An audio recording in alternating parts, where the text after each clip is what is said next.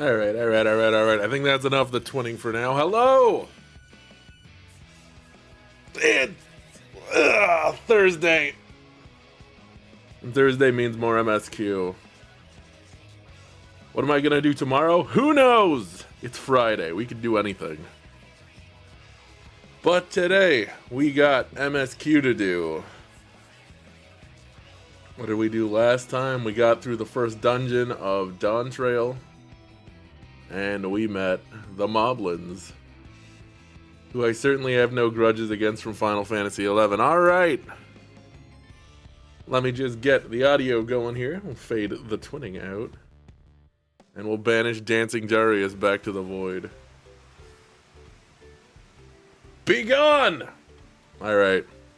He's out of here. He's out of here. We're getting into it. Let me just make sure everything's working alright. Okay. And... ha! There we are. Alright. Yeah, this is a bit of a... well, the weather's great. But anyways, this is a bit of a lull in the MSQ. I think we're between action right now. So, things might be a little slow, but let's do it to it. Lending a help hand. Right. What Rock needs is for new help hands to create good living for Potsworn Kahe. The help hand assigned to Kahe was hurt during the Rock Reign, so Rock took over. But he knows nothing of Kahe. What does Kahe want? What does Kahe need? Help hands do not bother the Potsworn with straight asks. Our job is to observe and anticipate, to prepare things with guest think. Please guest think with Rock. Find out what Kahe is lacking so we can provide it. You can count on us. Oh boy.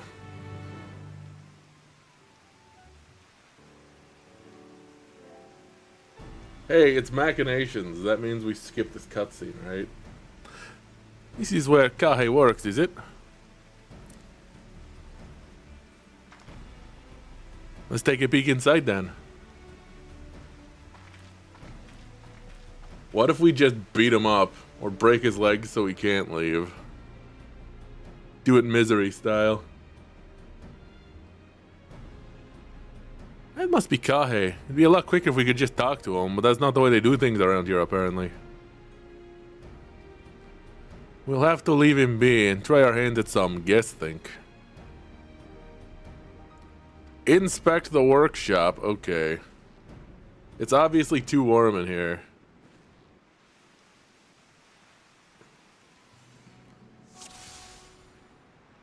He's looking real sweaty.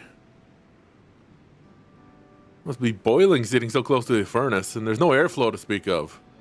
How could anyone work in that stifling heat? Look at it. That thing's huge.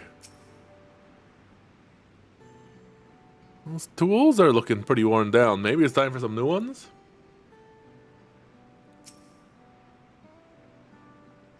Well, he has no shortage of crafting materials. There must be something else he's missing.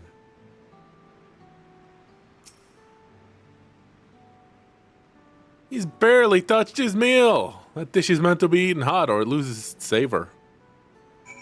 Eat it hot, you clod. Eat your shakshuka. That's what that is, right? Alright, after taking a good look, I think I have an idea of what things Kahe might want to improve his working conditions. Let's head back outside and talk to Rock.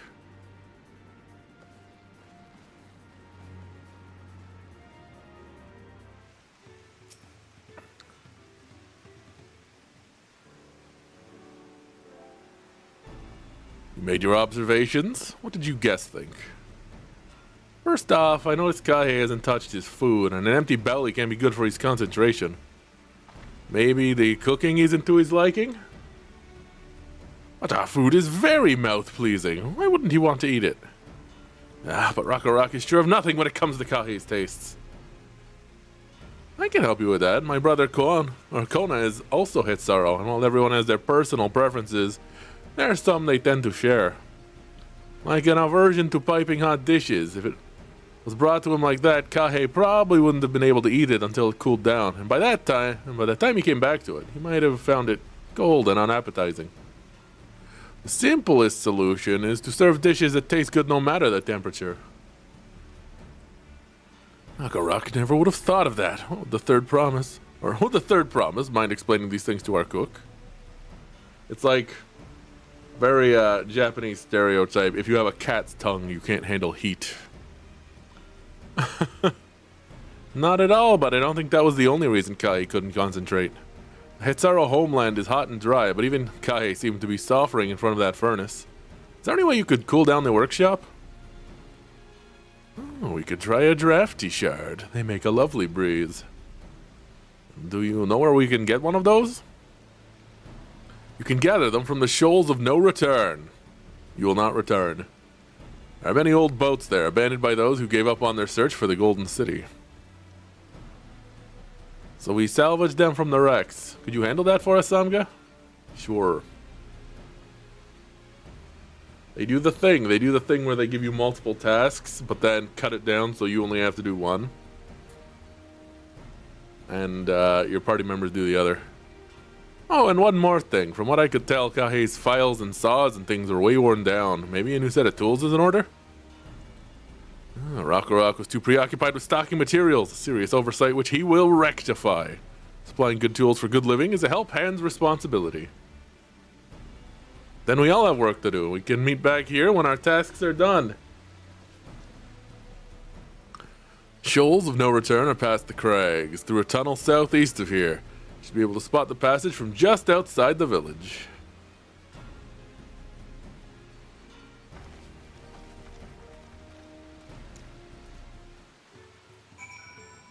Alright. We'll get this done.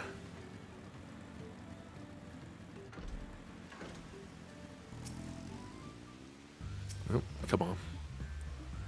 Come on now. Man, it is just pissing down rain out here.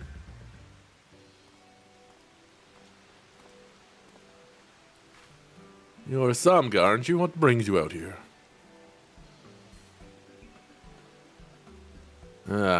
An issue with caring for the potsworn.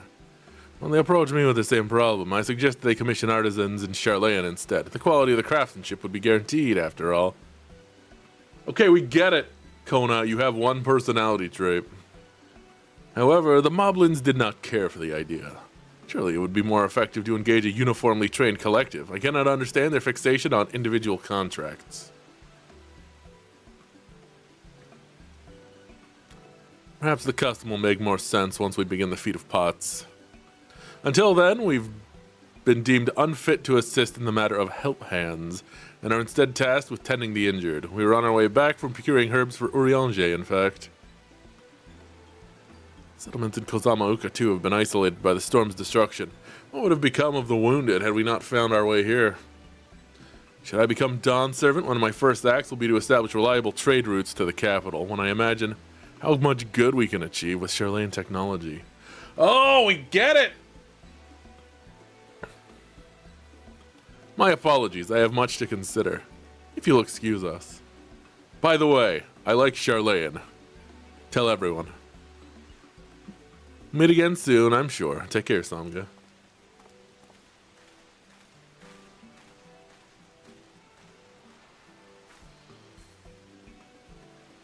What was I doing again? Looking for the shoals of no return.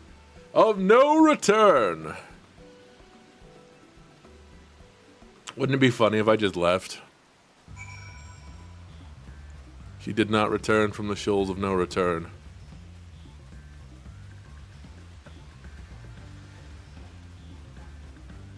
Damn, this is a lot of rain, though.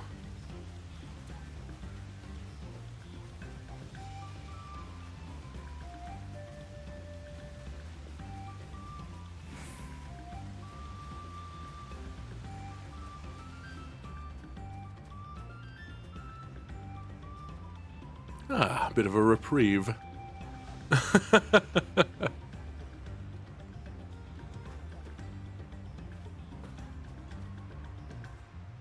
Potland? You think this is the part of the story where you basically checked out? Well, looking at the viewer count, that seems to be pretty universal. I'm thinking maybe it's, maybe we just bail out of the MSQ on stream. If Dawntrail ain't doing it, then might as well not waste our time.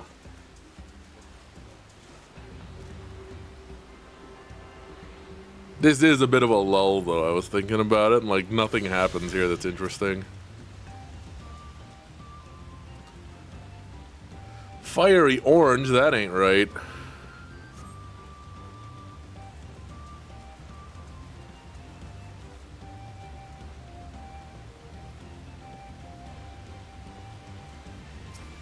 This is the one we want. So why are there just scattered crystals here because there are crashed ships that were carrying crystals?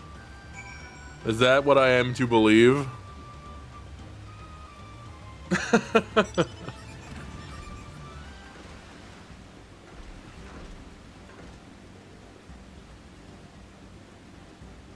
Just pry the crystal out of the dead sailor's cold hands. Yeah, Wuklamat learns about the advantages of pot, then gets lost along the 3-block stretch of road. Whoopsie. Aaronville's like, don't get lost, and she's like, I won't get lost, and then she gets lost. Classic Wuklamat, the laugh track plays.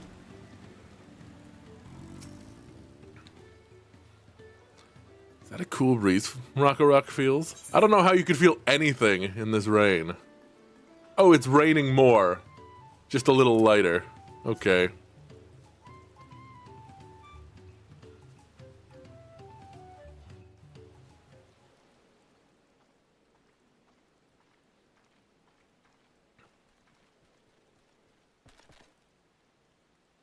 Yes, thank you for seek finding the drafty shot. Rock will add it to the new set of tools he bought.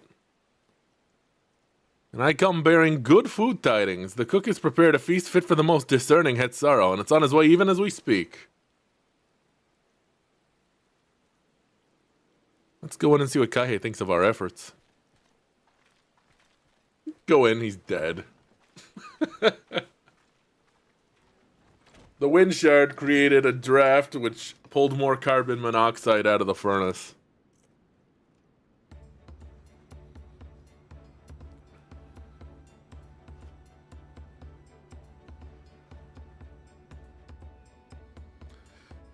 I was wondering what occasion called for me to receive so many visitors. Fine meal, new tools, and a welcome source of cool air. Now I remember why I signed a pot pact. And all the pot you can smoke.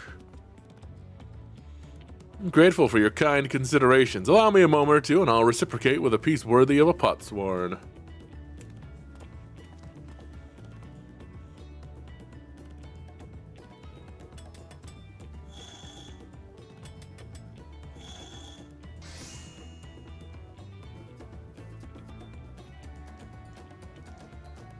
Cool, an ashtray. Oh, an oil lamp to brighten the halls of Volok Shunsa. Craftsmanship satisfies Earthenshire's reputation for quality, I trust. Such luster, such brilliance, truly a gift for the Dawn Servant. I'm glad you like it, considering the time I've wasted till now. Hope to continue crafting at this improved pace. I have a contract to fulfill after all. Alright, job done. Forgive my interruption. Lamachi, I am told the Elector has deemed the crisis past and is prepared to task us with the feat. That's great news. Thank you for letting me know. Alright, we gotta go deal with Jean Fontaine. So this is the craft of a potsworn. It is indeed a masterful piece. Thank you for your words of praise, second promise. I drew inspiration from Kozama Uka's natural beauty and sought to capture it in my work. Wondered why the Mobs did not simply build a workshop in the city, and now I have my answer. Even Charlene goldsmiths could not easily replicate such exquisite artistry. One cannot create great things if one lacks creative impetus. Tuliolol fortunately does not want for inspiration. Anyone willing or wishing to learn the basics of a craft could do well to study it there. I was raised among the Hetsaro, more traditional than most, and the shared ingenuity of Tyrell's various peoples was eye-opening. The Hetsaro. You lived as traditional Hetsaro? I have few fond memories of nomadic life. Why? You're also talking to a nomad.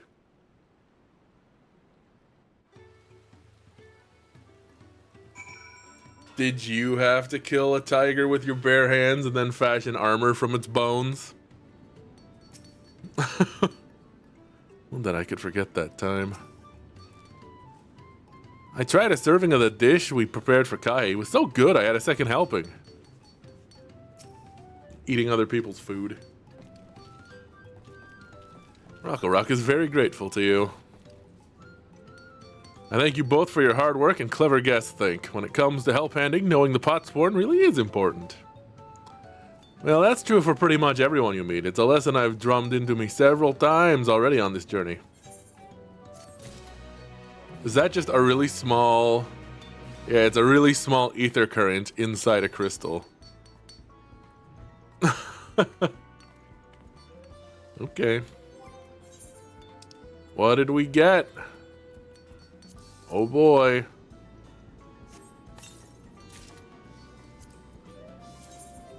Alright. Getting all the gear for glamours.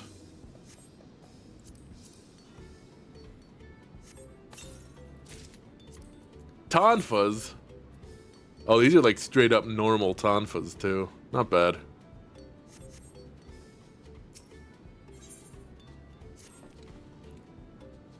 The elector bids the claimants assemble in the large building on the west side of the village. We'll be heading over after finding Thancred and Earthenshire. I also ran into the Levier twins on the way there. Took the liberty of directing them to the venue. Yeah, police brutality sticks. We're rivals, but it's not his job to make sure I know the feed is starting, but even now he's conscientious to a fault. Anyway, let's not keep Ready Rock waiting. I think my parents still had one under their bed. There were just nightsticks around the house when I was a kid. And then the police force here switched to using asps. The, like, extendable batons.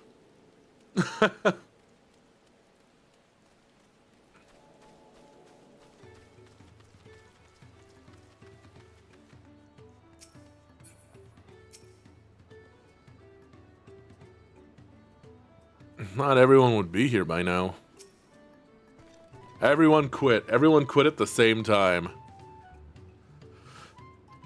Ready Rock thanks you for assisting Helphand Rock. She will announce the feat once the other claimants arrive, so please be patient a little while longer. No!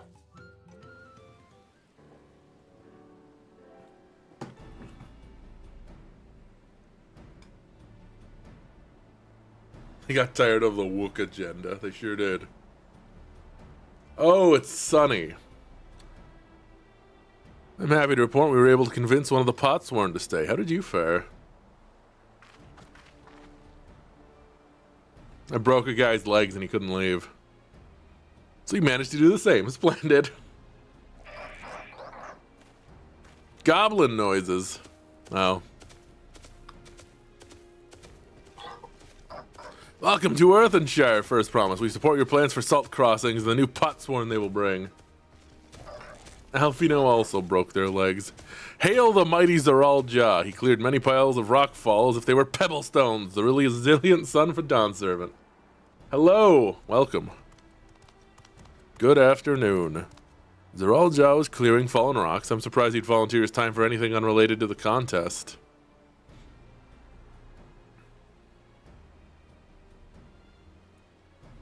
Well, we meet again.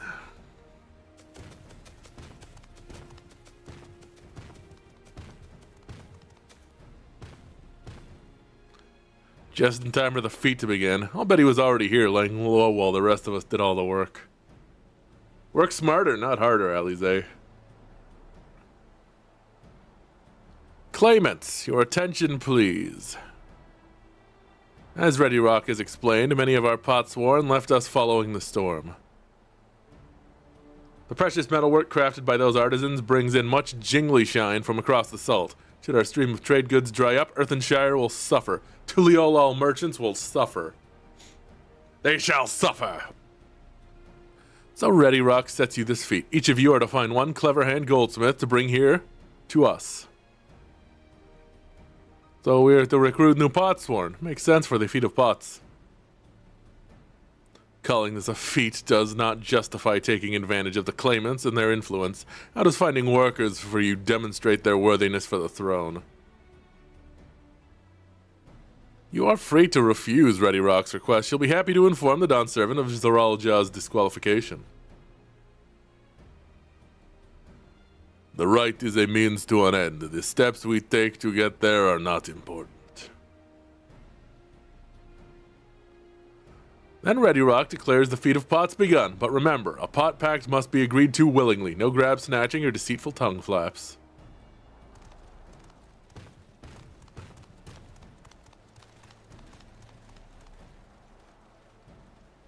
The Elector said nothing of taking a willing artisan from a rival. Which is exactly what we should do. A fine suggestion, brother. I'm glad you think so, brother. Come, let us lay our plans.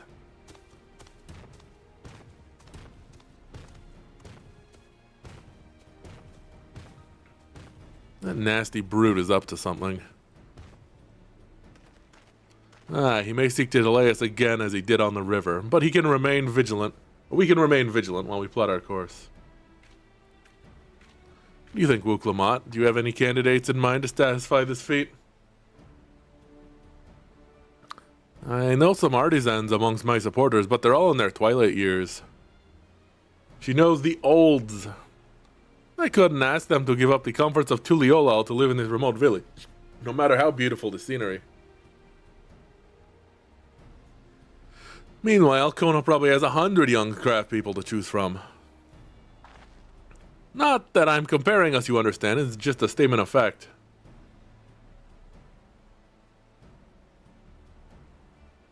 I suppose we could try asking around Wachumakey. Seems a logical place to start. Back to Tuliolal it is. Wait, does that mean we have to take the boat again? Yes. No, I can't do it. I can't stomach another boat ride.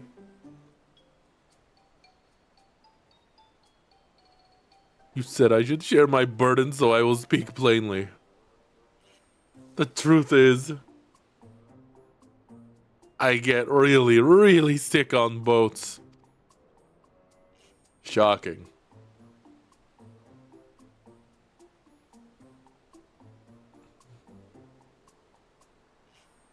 Wooklamot, this is hardly news.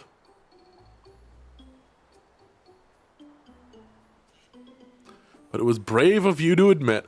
In any case, we won't be fighting the current this time. Heading downriver will be much smoother. New legislation passed banning all boats. It will? Are you sure? She's doing the crying cat meme. I'm positive. Mostly.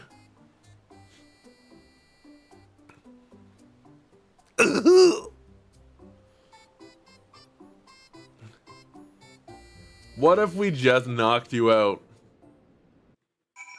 Samga knows a couple holds that could knock you out. And then you wouldn't have to be conscious for the trip. What obstacle will Bakul Jaja throw at us next? Or will he try something more direct? Wooklamot suffers such terrible bouts of seasickness. I wish I had a spell or potion that could ease her nausea.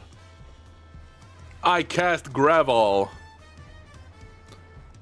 Did we mention the pots sworn in our care required a constant stream of encouragement in order to craft? Four of us have chanted the same cheer dozens, if not hundreds of times. Aaronville was scolded more than once for not cheering loudly enough. I've procured many unusual items for clients, but meeting the personalized needs of a potsworn is not an experience I'd care to repeat. Yeah, there's no part of the contest rules that demand the claimant to be conscious. We can just weekend at Bernie's our way through this. Just put some sunglasses on, Wuklamot. Ugh. I need a moment. Upriver, downriver. You come to is too rough for me. Nausea is a bit more bearable now that I've stopped trying to hide it, but I'd still rather not set foot on a boat if I can help it. Alright, I think I'm ready. Let's see if Master Ropley can help us recruit a potsworn. Harry Dubois going through his amnesiac bender and ending up Dawn serving at the end. Yo, that'd be great.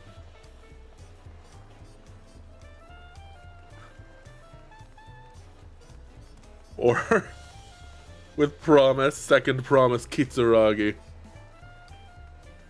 Harry Dubois is the head of resolve. And Kitsuragi's the head of reason, right? Right.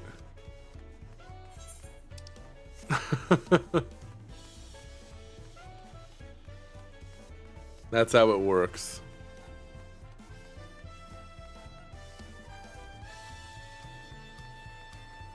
One head does a lot more drugs than the other. The head of drugs. Machi-Meki-Meki is a gathering spot for skilled artisans of all kinds. If we're to find a potsworn candidate, I can think of no better place to begin our search. So this is the Machi-Meki-Meki Wuklamot was talking about. How do you get to make it this far in my wanderings? We literally walked right past here when we arrived, Kryle. Aaronville brought us here on our first tour of the city, but time did not permit a close look. I'd like to observe these masters at work. Surely at least one person will answer Wuklamot's call for a potsworn. Maybe Master Ropley can help us. Whew, the fresh harbor air is just what I needed.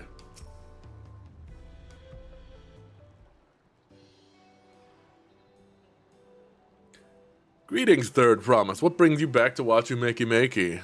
You've not chipped your axe again, have you? No, Master Ropley. Actually, I have a favor to ask. I'm gonna steal an artisan from you.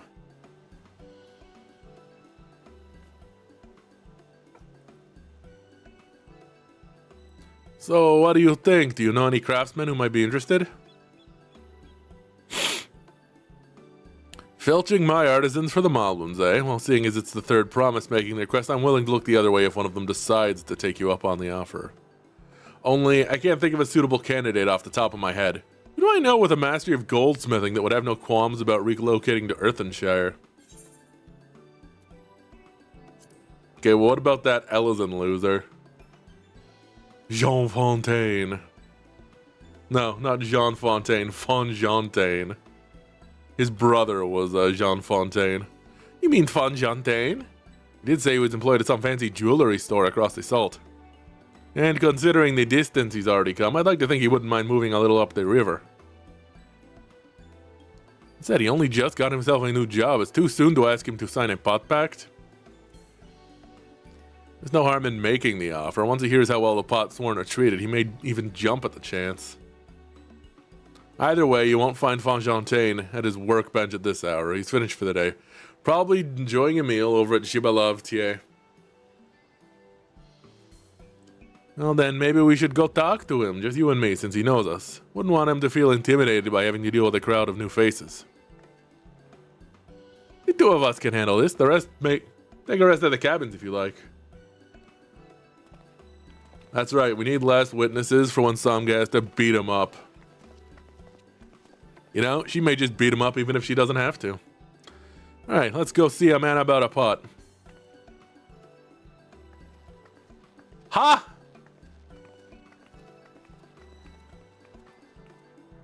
Are you guys familiar with the turn of phrase that she was just referencing? Go see a man about a pot.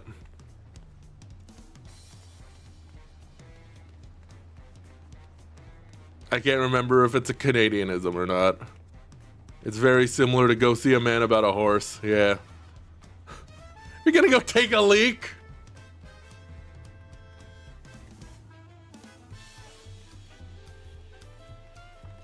Yeah. Gotta go see a man about a horse.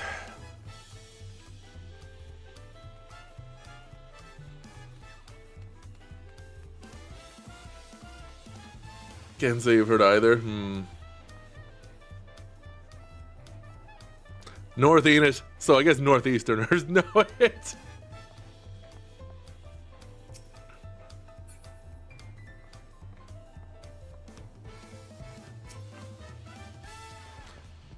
Oh, Samga. You're here too. The third promise said she wanted to chat. I've just finished eating, so shall we find a quiet spot outside? I must go smoke this cigarette.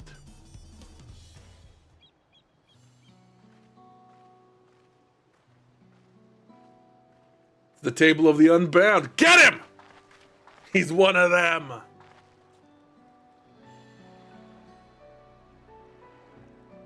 The last time we talked on this beach, you were in a miserable state. Oh, I still am.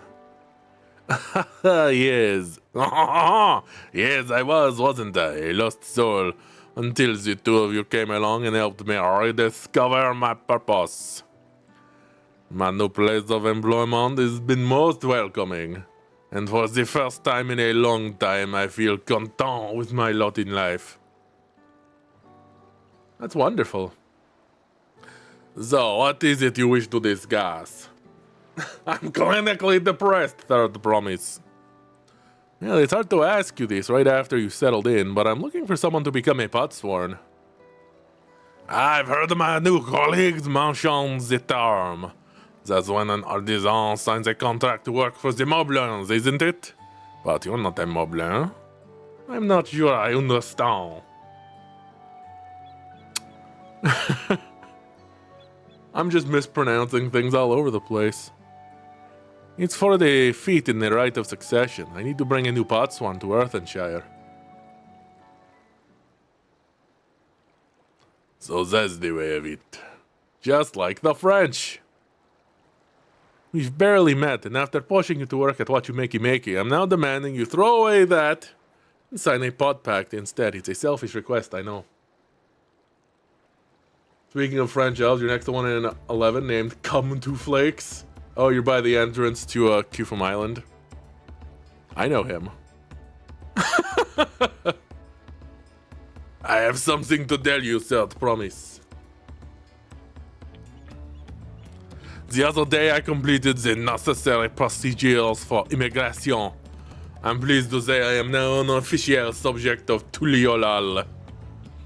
I've since endeavored to learn what I can of my new nation, beginning with the right of succession and its clemence, including you, of course.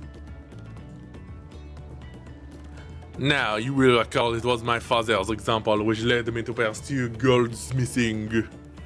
He was at East End when Garlean forces laid siege to the settlement, and in the ensuing chaos he was slain. Darius, woo! Score one for Garlemald. High five. High five. No? Okay. War took him from me in an instant, the man I loved and admired. I never wish to suffer such a loss again. And so as much as I'm indebted to you for turning my life around, it is as a fellow peace-loving Tuliolan that I want you to win the throne. If I can help you achieve that by signing a pact, then I will gladly do so. Fontaine, thank you. I shall return to Master Ropley and inform him of my decision. Allow me, I'm the reason you're leaving, so I should be the one to deliver the news. That is all well and good, for I am a coward, you see. Perhaps one cigarette before I go. Perhaps you remember me, Brooke Avu, owner of Shibelavtier. I'd like a word if you don't mind. You're Wooklamot's ally from across the salt, right? And a hero of some renown too, if gossip's to be believed. Well, as it so happens, I could use some heroic help. It doesn't need to be right now, but could you come by when you have a spare moment? I don't think I will. Much appreciated. I'll be waiting for you at my shop then.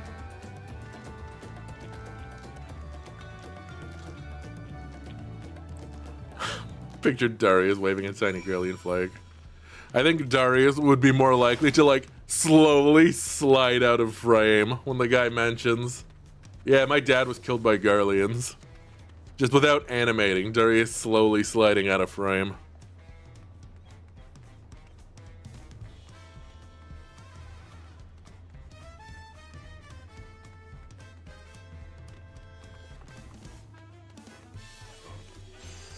Yeah, I'm doing the Homer Simpson, just slide out.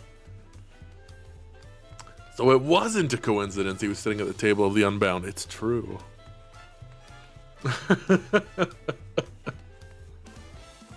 Man, that episode of The Simpsons was so good.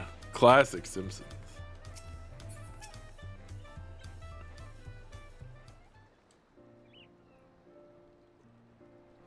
Master Oakley, I'm sorry to have to tell you this, but, Fonjontaine has agreed to sign the pot pact, yes? Well, it's a shame to lose a capable goldsmith. To have one of our own handpicked to serve the third promise is a great honor for the Wachumekimeki. I appreciate your understanding. Of course, if you happen to know any other talented artisans, regardless of their expertise, I hope you send them my way. You can even be yourself if you're so inclined. Well, keep that in mind. Though my time here was brief, I will not forget your kindness, Master Opley. I am blessed to have worked in these shops, and have them be my first home in Tuliolal. Come back to us if the Moblins cut you loose. You'll always have a job at Wachumekimeki. I expect you'll want to leave for Earthenshire as soon as possible. I'll go and pack my things.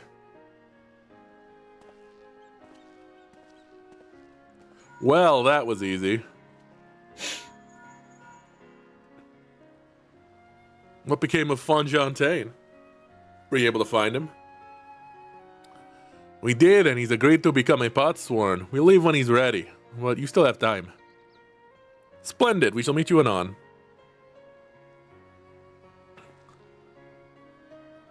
I had plenty of reasons to win the contest, but now I have one more. Fonjontaine's putting his faith in me, and I won't let him down. We'll maintain the status quo. A vote for Wuklamat is a vote for the establishment. Although, to be honest, I guess the way to roll is the status quo ain't so bad. Right then, I have some things to take care of at the palace. Well, you can pass the time however you like. I'd suggest you head back to the cabins. After all, even heroes need to rest, and we still have a big journey ahead of us. Away we go. Is Wuklamat a moralist? We've got Wuklamat the moralist. We have Zoralja the fascist. And we have Kona the neoliberal hustler. Tyrall's not going back. It's not.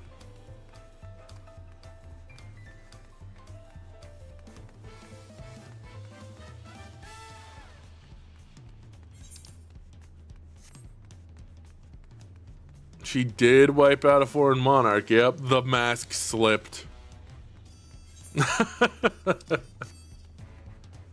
The world's most laughable centrist, yep. Welcome to Tuliolal. Don't you welcome to Tuliolal me.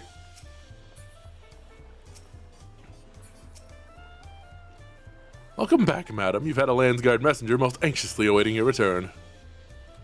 Samga, the third promise's entourage, been all over the city looking for you. The Dawn Servant summons you to the palace. You are to present yourself to the gate guard station outside of Sunperch at your earliest convenience. And one more thing, you are not to mention this visit to Wuklamat. Okay. Okay.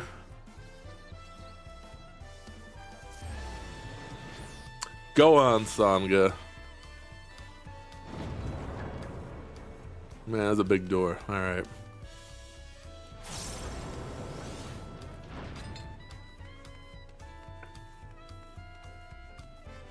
Oh yeah, I usually give you guys a D&D report. The report is the campaign has ended. We are finished.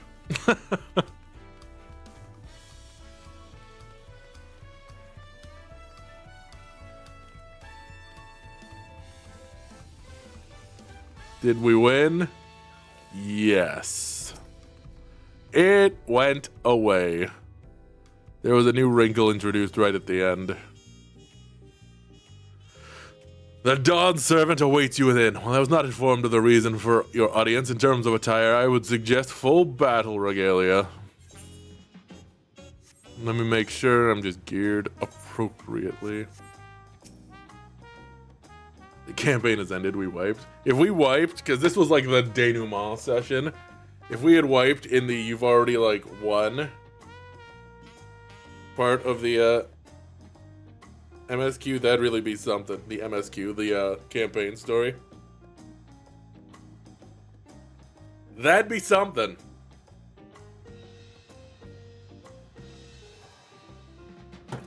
Not entirely unsurprising though. Yeah, but the party got back to Sigil. Some of the people who have never been are starting to realize that maybe Sigil's not as great as they had heard. Because anyone who knows Sigil's a bit of a dump.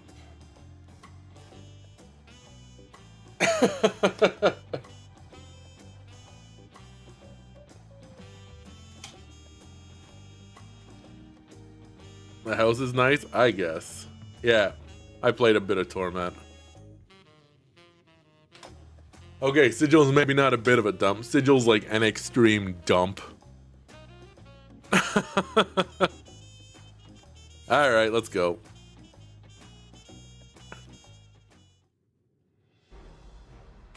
Yeah, we're all dumps, that's right.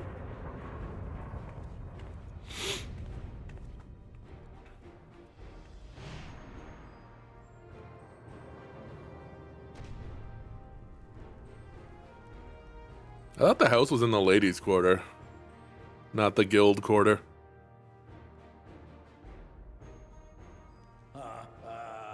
Forgive me these sudden summons. When I learned my daughter's champion was back in the city, I couldn't resist the opportunity. Now you're talking my language, old man.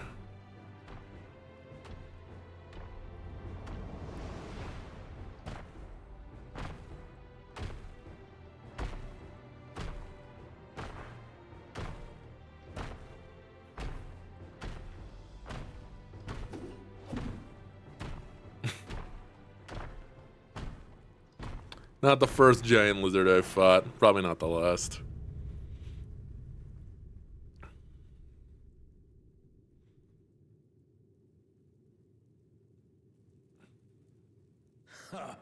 And they call me head of resolve for good reason. Old as I am, I have not lost a battle worthy of the name since the day I took the throne. And I've been craving a proper challenge.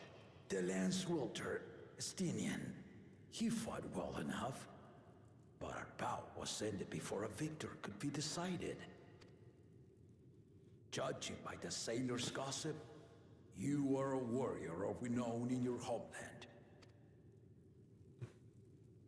Yet I wonder, with all your deeds done and victories won, are you warrior enough to stand against me? He's basically the warrior of light equivalent figure from this side of the world. Why don't we find out? Hey! Saxy Man Sam, thanks for the raid. A spirited answer. Why not indeed? The battle rages upon me. I'll stop short of killing you, of course. But expect no other mercies. Come!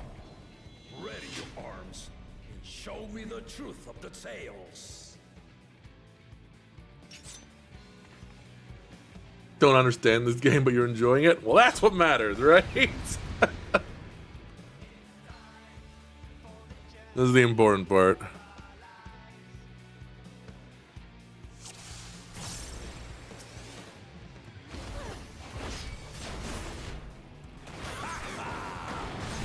Give it your all! I want a fight to remember!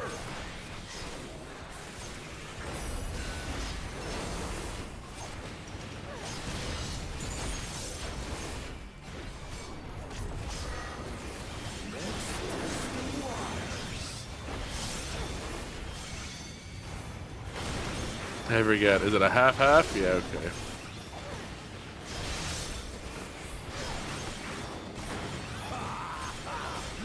They didn't even blink. Whoop!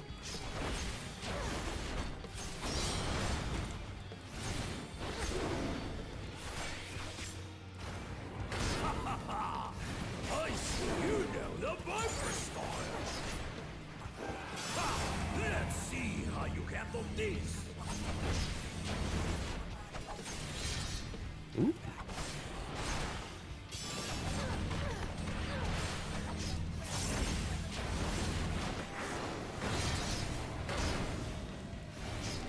I see that you've unlocked Viper. I play it in PvP. It sucks. Very well then.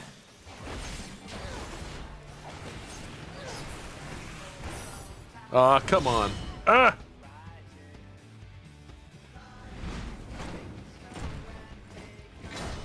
Resolve and risen kingdom. All right.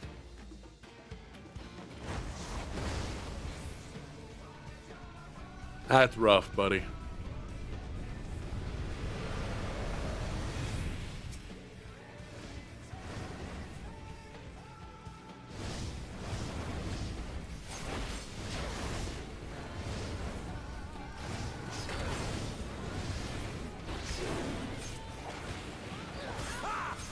Did you think you had my measure? Take this!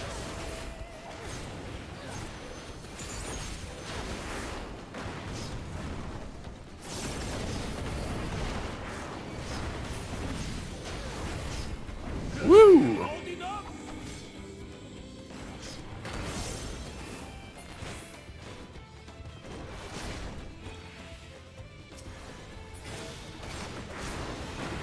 We're far from finished.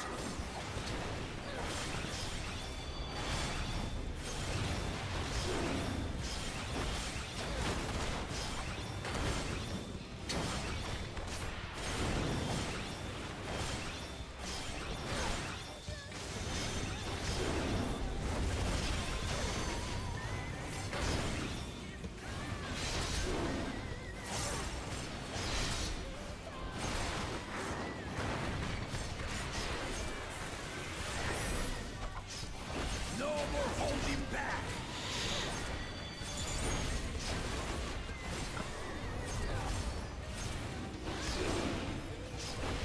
Stay alert. Okay.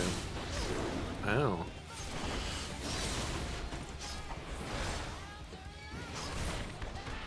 This has got to be pretty noisy from the outside, right?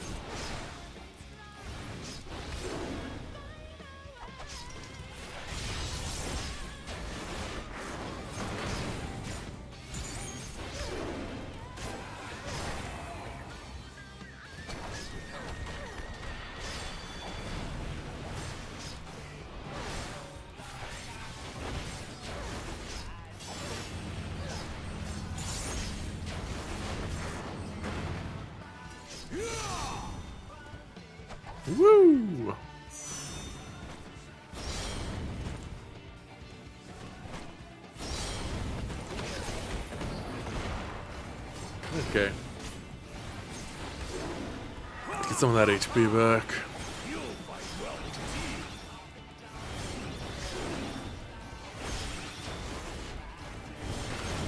Okay, safe spot. Yep. Beauty.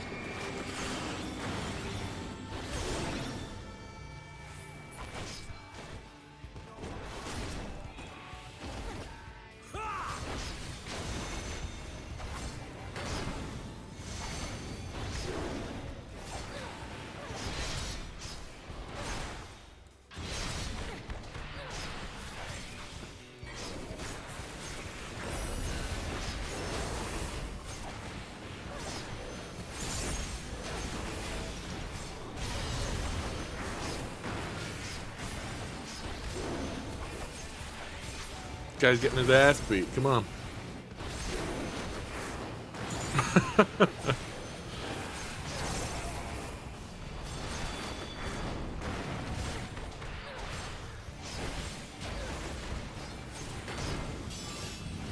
This is a cool fight, but I feel like it does a disservice to the narrative.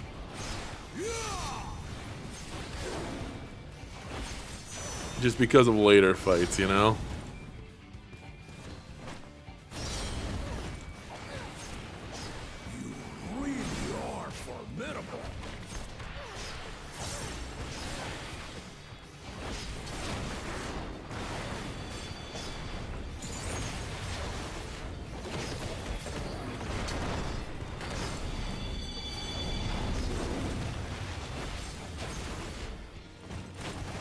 That's a lot of guys. Now we'll see what you're truly made of. So I can't help but notice Estinian didn't have to put up with any of this.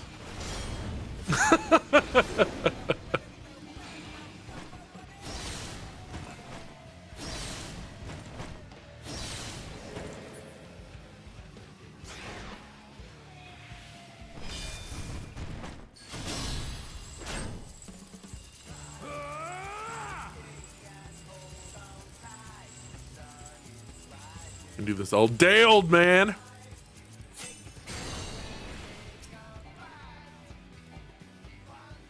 That will do. You've shown me more than enough.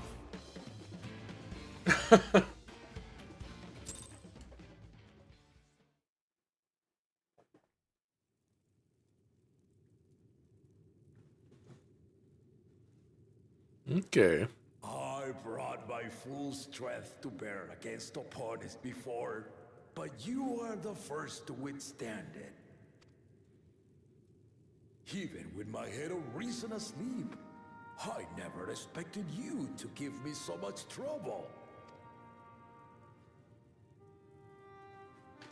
Asleep, huh? Ian did not exaggerate. You are a force to be reckoned with.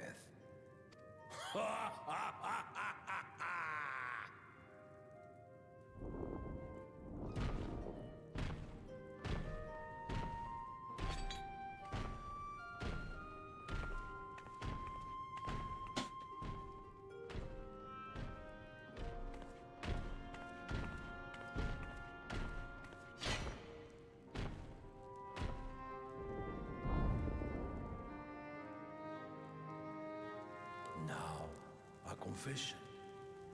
I said I'd crave a challenge, and that was no lie. But I had another reason for calling you here.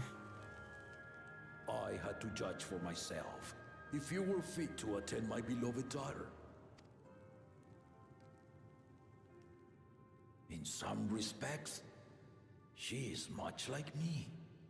Hard-headed and prone to rush into danger.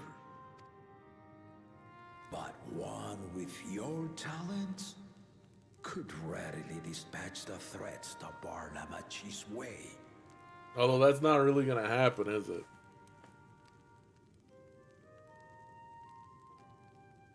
Will you hear my question and answer me plainly? Address me not as the ruler of Tuliyola, but a concerned father. Thank you. Then tell me, given your journey together thus far, what is your impression of Lamati? She's green! Whether it be as their promise or just a companion on the road. Speak your mind.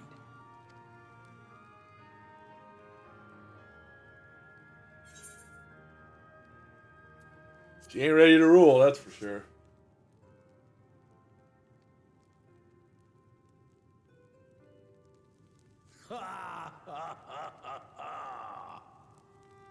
Well, I did ask you to speak your mind, but agreed, she's not ready for the throne. Not yet. Lamati thinks she understands our many peoples, their histories, their cultures, their beliefs. But she knows only what she's seen in the capital. And it's not only her who concerns me. Even this early in the contest, you must have realized. The front runner's a bit of a shithead. As potential rulers, all four claimants are lacking. That's right. This is why I elected to hold the right of succession. Not to choose a fitting candidate, but to cultivate one. And if no one has impressed me by the end of it, then to no one will I yield my throne. It's reasonable. As a parent, I pray that my children rise to the occasion. With outsiders dragged into my game, I am also hopeful that the different perspectives you and your companions have to offer will inspire them to grow. I imagine you in particular have traveled many lands, know many peoples and cultures, loved them and being loved in turn. Guide Lamati as you think best. Walk at her side and, when needed, push her to walk ahead.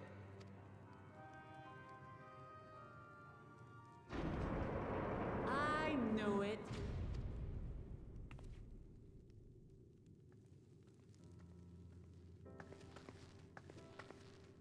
There I was, about to sit down for some of Namika's cooking, when I heard that Papa had sent for you. You were dueling behind my back, weren't you?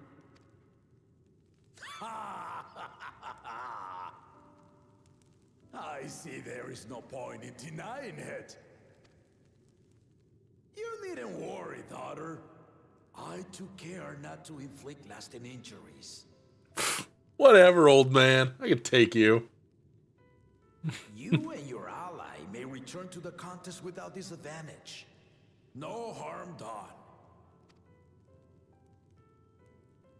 I swear, just as I was learning newfound respect for my father. Let's take our leave of this battle-mad oaf before he calls on the rest of my entourage.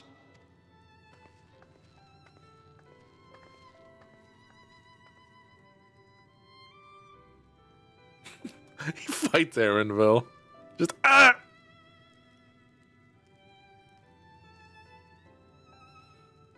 Watch over her, champion.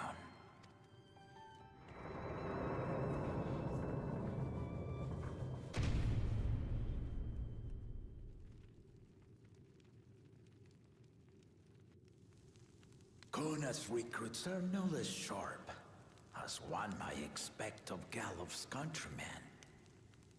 They saw the flaws in our claimants from the outset. The other two, though, they dismiss comrades willing to point out their shortcomings, and no good can come of it.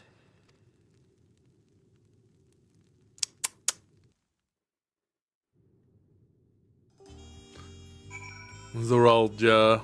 and Bakul Jaja only have sycophants in their party. If he had his way, Papa would keep dueling until the day he dies.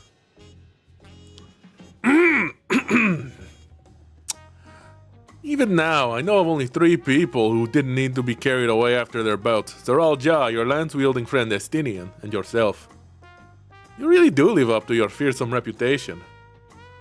I'm curious though, did Papa want anything else of you? Just a sparring partner. Well, if that's all it was... Oh my god, pants. And shoes.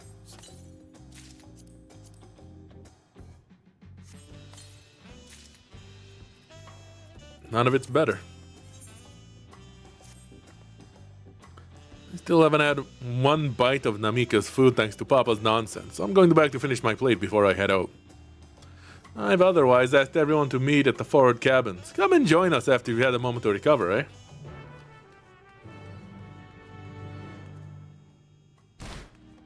Songwich is being like, I'm fine. Let's go! She only needs a short rest.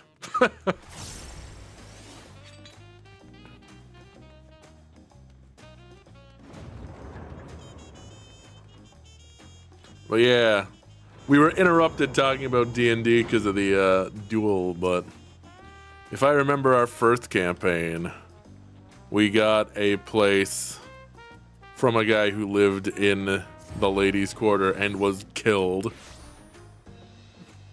So the house was empty.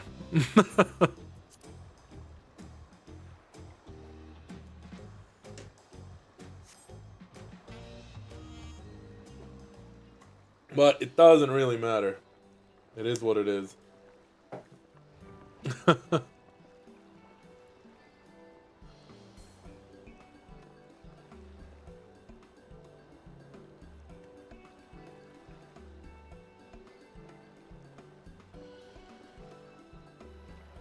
Sorry to keep everyone waiting. I am ready to go. Is that it? You're all set to go? I left Earthenshire and prepared to travel in search of work, so I had few belongings to begin with. Bidding farewell to my fellow artisans took a rather lot of time, however.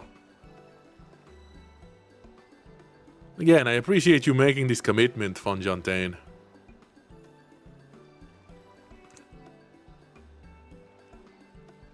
Shall we depart for Earthenshire, then?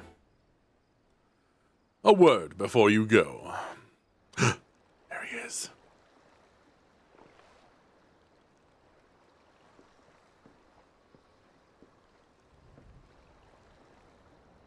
Wukevu, what are you doing here? Ah! I spent my days correcting manners, and here I am perpetrating the grave offense of delaying the third promise's departure. Whoop. Please take up your axe and rend my flesh onto taco meat. Must your demands be so gruesome? Besides, I told you that that kind of thing doesn't bother me. Alright then, I won't let it bother me either.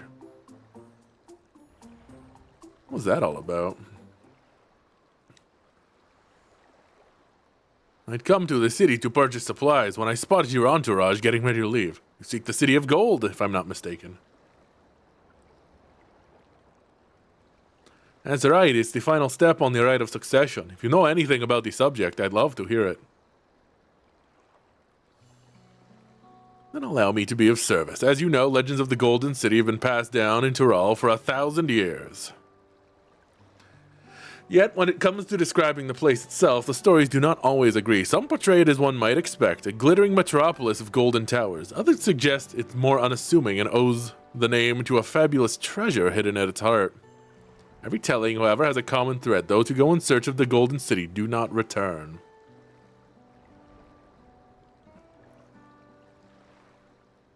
I mean, both of those descriptions are technically correct, if you think about it.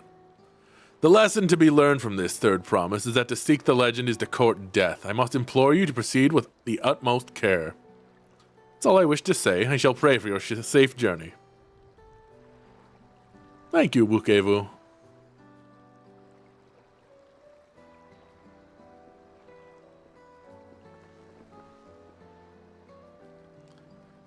are we to make of these cautionary tales? If every expedition is ended in tragedy, how then did the Dawn servant find the city and return without incident?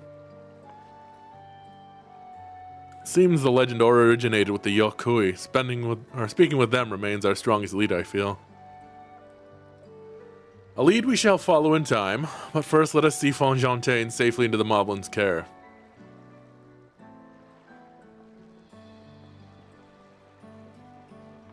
We're gonna start a new campaign. We are, but I don't know how far off it is because people got to get ready for their respective campaigns. I don't think it's gonna be anytime soon. Meanwhile, in Kozamauka.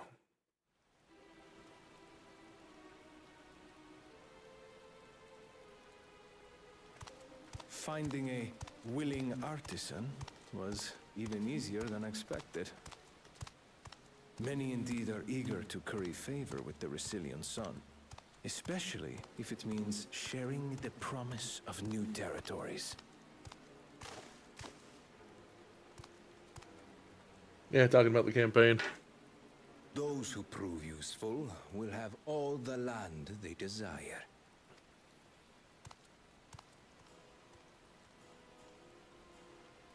Such generous words, yet the manner in which he speaks them. If neither wealth nor territory are of value, wherefore does he seek to bring the world to heel? Your guess is as good as mine. Because he also apparently doesn't give a shit about being the Resilient Sun, saying the title has no meaning. Step aside. Remind me. There was no rule against poaching craftsmen from other claimants. Was there?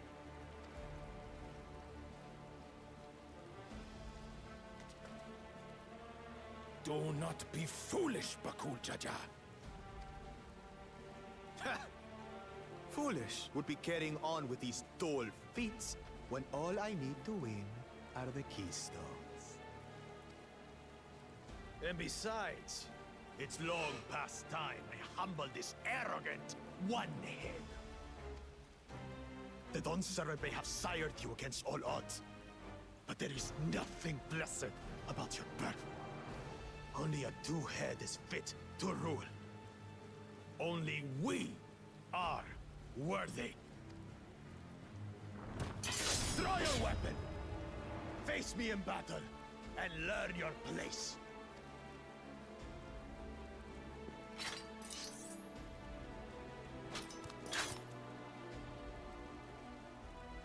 A moment, first promise. Leave him alive, if you would. I foresee a use for this nuisance.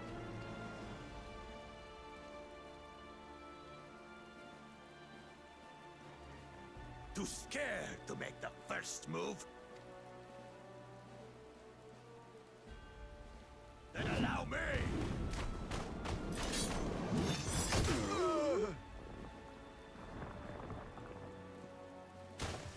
Right in the liver. Ow.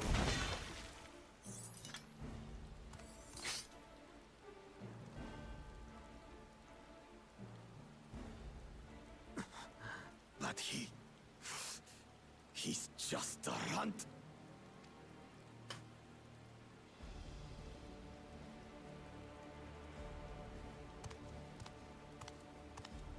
My thanks for your restraint. I can kill him whenever I please.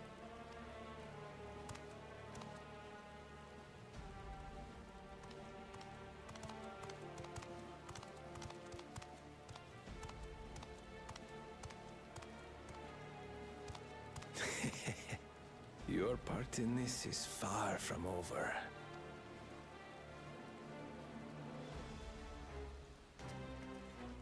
She's just like, oh man.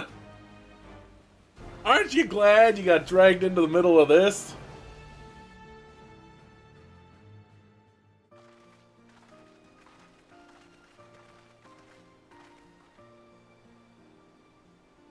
We're back. We brought with us a willing potsworn. This is Fontaine. A talented goldsmith who once worked at Estame's Aesthetics in Ulda. I don't know where that is. Wonderful, impressive. You are the first to return, third promise. And with an artisan from across the salt, no less. We welcome you and your unique skills to Earthenshire. Help Hand will show you to the work pot.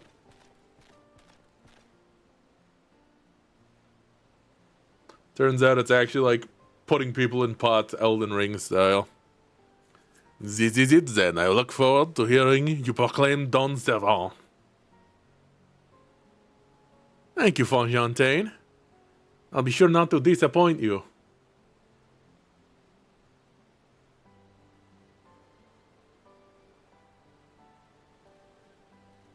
Till we meet again, Don Servant.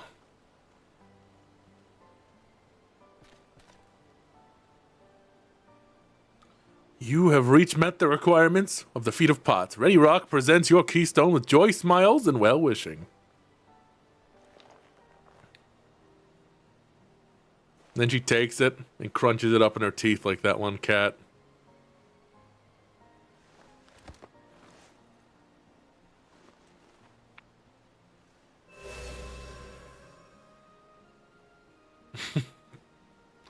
That makes 3.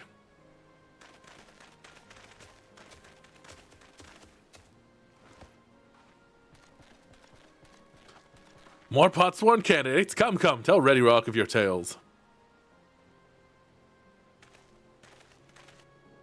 Ugh, there's a line.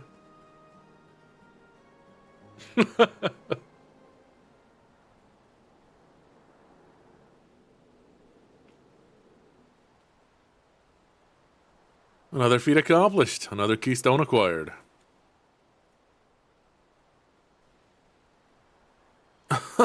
Oh, you are doing well. I expected nothing less of Zeralja's esteemed siblings. Your cleverness in particular is most admirable, second promise. We must have you apply that Shirleyan knowledge you so cherish, and arm Tyrol with weapons of Magitech design. In your role as the Dawn Servant's chief advisor, of course.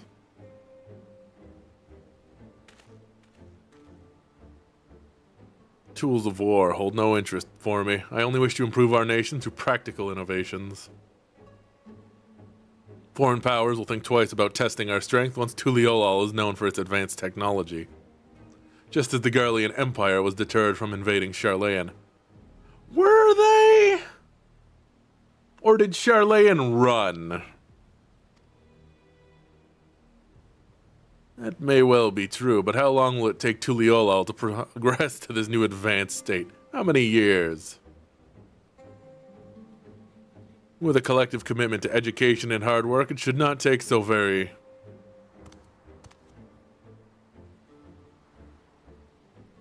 Your way is too slow. You're too slow! Easier to expand our territory and swallow Sharlayan whole.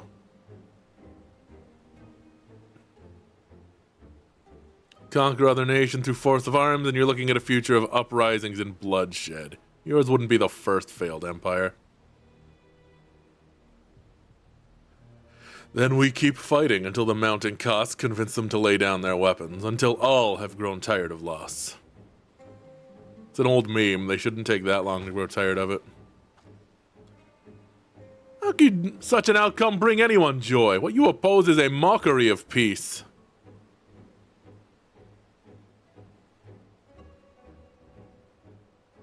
Ready Rockham is reminded of days long ago. In the time before Tuliolal, there were no pot packs for the potsworn. It was normal to grab snatch artisans and force them to work for mobbies. Until the day Galul Jaja arrived, the families of the grab snatched pleaded with him, and so he came to Earthenshire. Mobbies are not a war-make people. We feared death had come for us, but Galul Jaja just wanted to talk.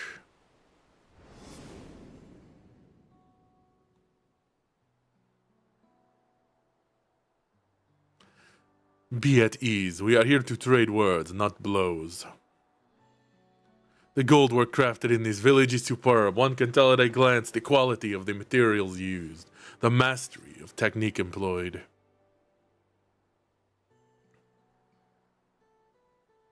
Yet it does not stir the heart. A goblet shaped by bound hands and broken spirit is devoid of luster. Compare that to the works of a joyful artisan. She pours her very soul into her creations, and they shine like the newly risen sun. Have you not seen this to be true? And so began the custom of good living. Happy pot sworn make good works, and good works make mobbies happy. Galul Jaja's words were wise. Joyed smiles did indeed bring fine craft and much jingly shine.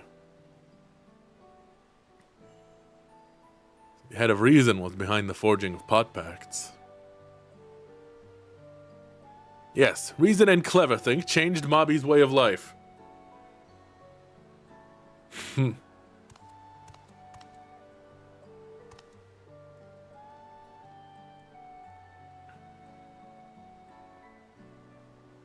The first promise tires of your talk of olden days. He would rather look to the future and the next feat.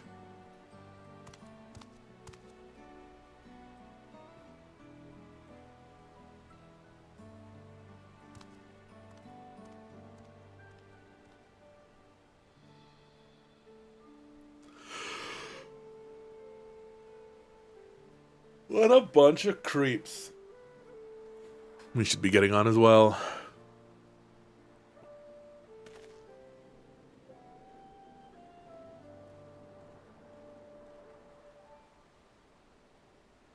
But cool Jaja never did come back, did he? He quit. He threw it in the towel. He's going home. You have a moment, third promise. Rock would repay you for help and helping with Kahe. He brings tale of the Golden City. Really? I'd love to hear it. The towers, the streets, all fashioned from gold. Everywhere you look, every splendor you can imagine. The young, the old, and everyone in between. They live in gold and happiness, a city of eternal bliss, forever perched above the clouds. Everything fashioned from gold, eh? Just imagine everyone living in gold and happiness. Now that's a city I'd like to visit. Excuse me, Rock, where did you hear that particular tale? From our longtime Yokhui friends. They live up in the mountains in Urkopacha. Giants again. Seems everything is pointing us their way. This feat and everything leading up to it has taught me much about the Moblin way of life. I'll be sad to leave Earthenshire and your joy smiles behind.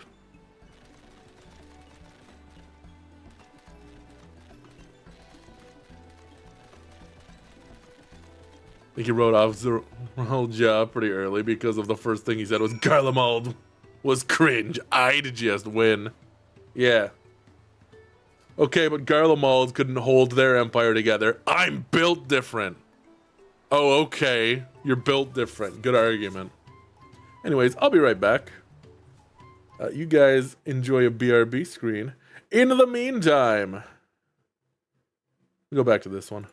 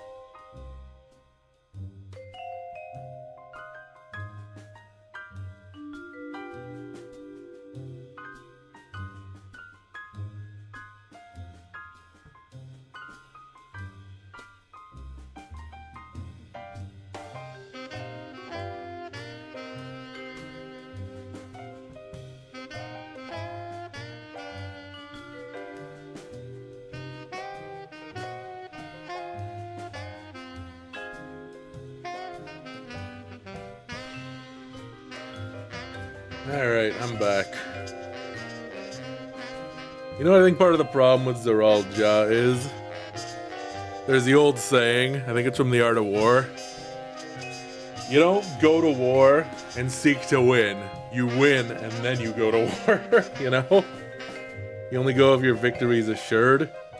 He feels like someone who is going to war and looking to try to win. He's got no plan. Then we'll do it.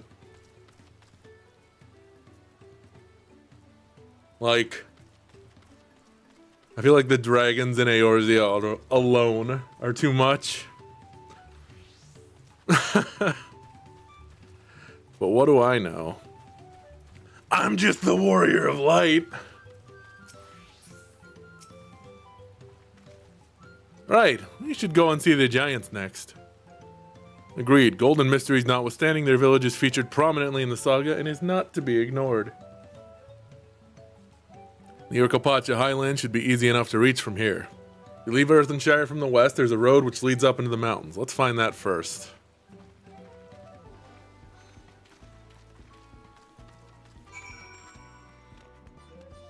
I think this place doesn't feel like it has a big enough military to even attempt anything. It's got no navy. It's got no, like, as far as I know, people who are capable of, like, fighting in the air. Like, yeah, Garlemald had airships, but, like, Ishgard had dragoons. And they were, like, obviously mages, but there's, like, no real established fighting force aside from the Landsguard, which is, like, yeah, vipers. They hunt monsters.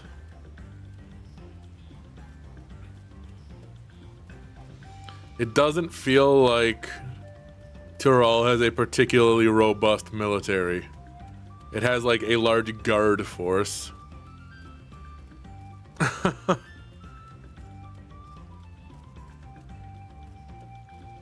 Run Zeralja through Gimlet Dark once and ask him how he'd deal with trench warfare and artillery barrages. I would simply not be hit by the artillery. Oh, okay. His plan is just believe in himself real hard.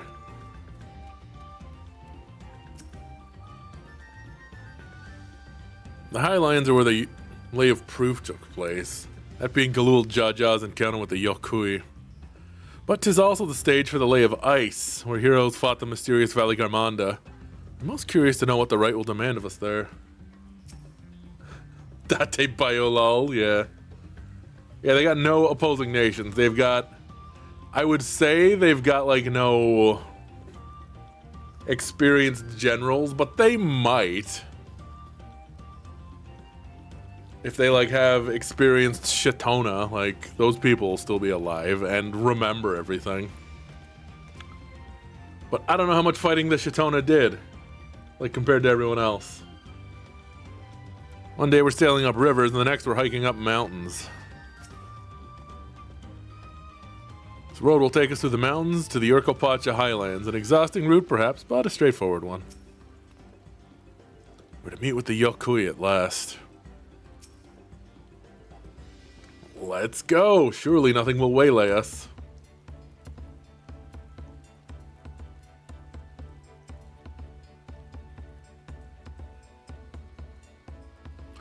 Looks like the trail is going to get steep from here on. I hope everyone's ready for some climbing.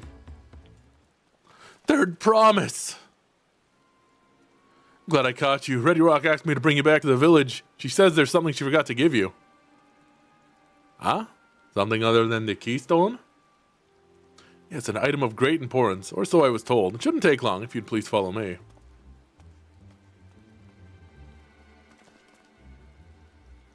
I wonder what this is all about. Well, no need for everyone to come. I'll be back in a little while.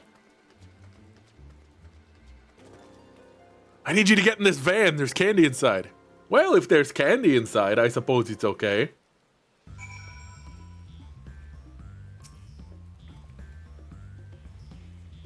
I'm eager to continue to the Highlands and meet a Yokui face to face. We've heard much about them, but I'm not entirely sure what to expect. The man seemed familiar somehow, but I just can't place him. Knowing Wooklamont, she's probably eating sweets behind our backs and forgot to pay the shopkeeper or something equally careless. Had rather interesting hair for a hero, or should I say Tonawatwa? In any case, strange that I never noticed him while we were in Earthenshire.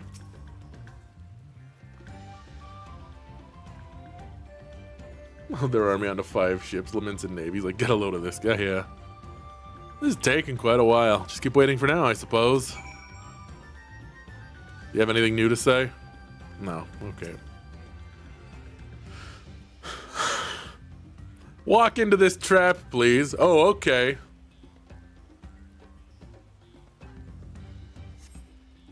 Perhaps there were complications? Well, let us wait a little longer.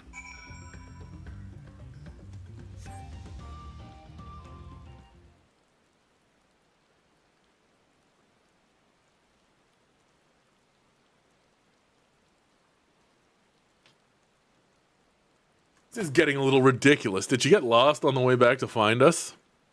But how? There's only the one road. Wouldn't underestimate Wooklamot's sense of direction, or lack thereof. Fortunately, she has a link pearl. Let's see what's keeping her, shall we?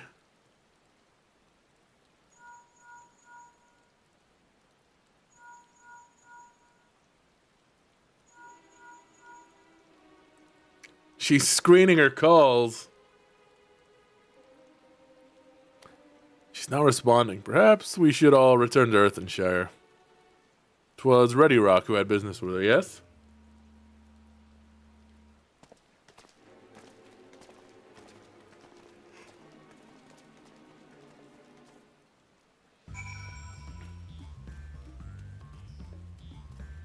Wooklamot strikes you as the type to get stuck in the box trap, the one held up by a stick, yeah. Ooh, piece of candy. Piece of candy. Piece of candy. Just straight in.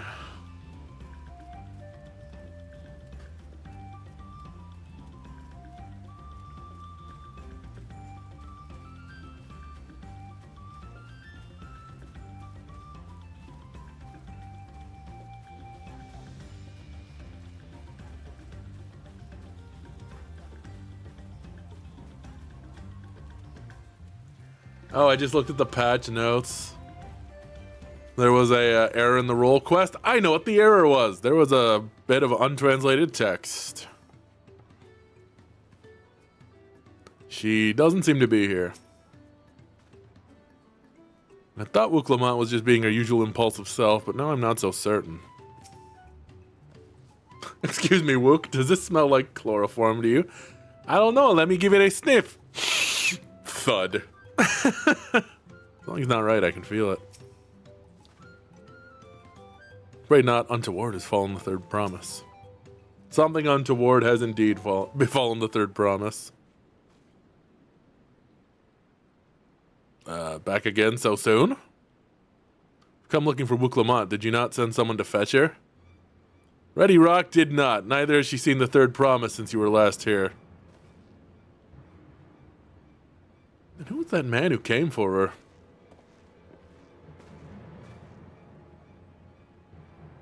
Oh, I thought you'd left already.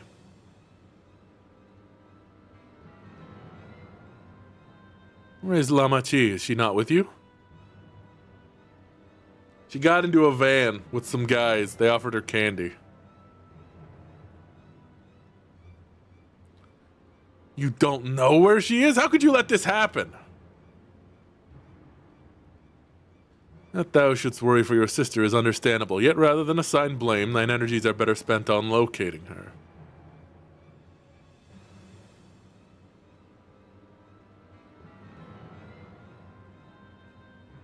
I will help your search. This is not how I'd wish a fellow claimant to lose the contest, my sister least of all. In that case, dividing our forces will allow us to cover more ground. Samga and I should work together at least, the better to facilitate communication between our groups. The rest of us will split up. Report in should you find anything.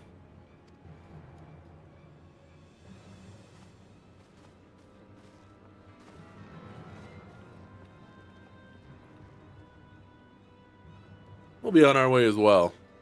Right, keep in touch.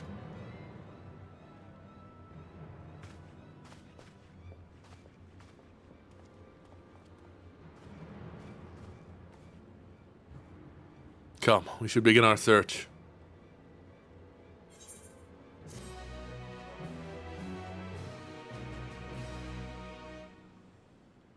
Wuk-Lamat, too trusting by half.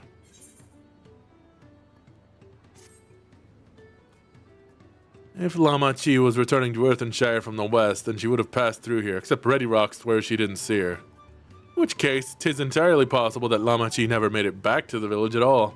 The way to be certain is to ask the sentry stationed at the opposite entrance.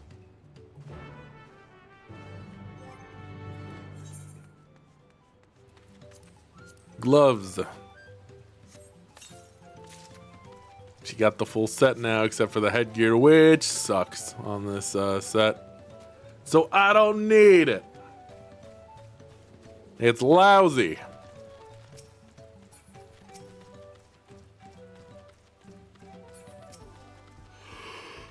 Ugh. The third promise? Mobby has been standing at this post with diligent eye watchings. He has seen no claimants pass this way. What of Tona Wauta with brightly colored hair? Mummy knows something of this one. He hears tongue flaps about a Pelu peddler in many fires who was attacked by a crazy hair bandit on the road. A bandit, you say? Thank you. You've been most helpful. My sister is clearly not here, though I wish it were otherwise. We must consider the possibility that the Tona Wautan messenger and the brigand described by the sentry are one and the same, and that Lama-Chi is in very real danger. Come, let us hurry to many fires. I'd like a word with this peddler, should they still be around. Alright. Yeah, back on the subject of D&D. We got a bit of time until the next campaign, and it sounds like there's a bit of time narratively between the campaign we just concluded and the next one, so I gotta figure out what characters are doing in the downtime. Thinking about how they'd be, I don't know if Samga's gonna stay in Sigil. She might leave.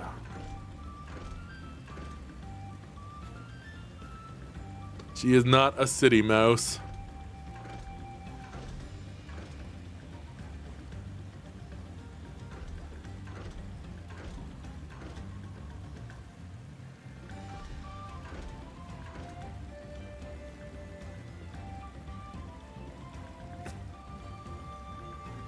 Yeah, those look creepy.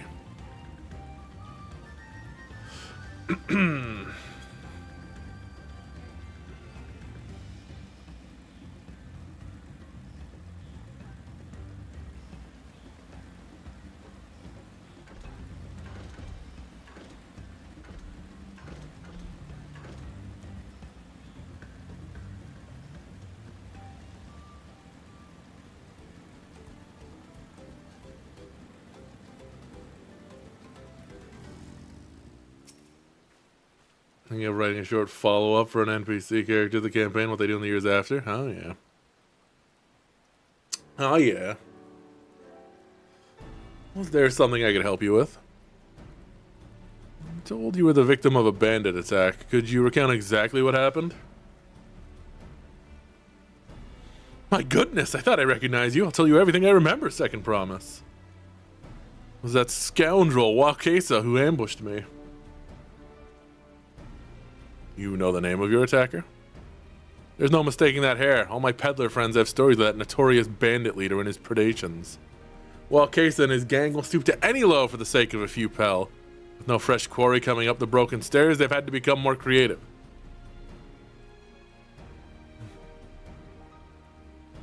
Little wonder he went after Lama-Chi, likely thanks to ransomer for a royal sum.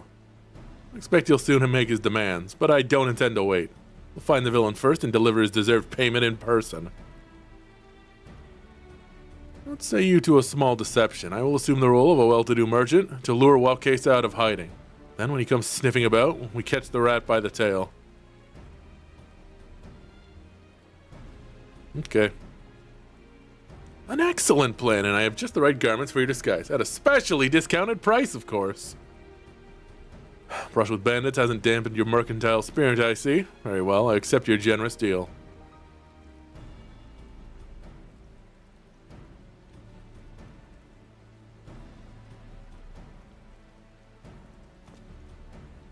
Now we lay the bait. I'll proceed you into many fires to make my presence known. You follow behind, boasting to those along the way how much you paid me a hefty purse in exchange for a rare gemstone or some such. If Wild Queso is as coin hungry as they say, then a recently enriched peddler should be an irresistible mark. We let him strike, and then we spring our trap. This is a really bad plan for Samga.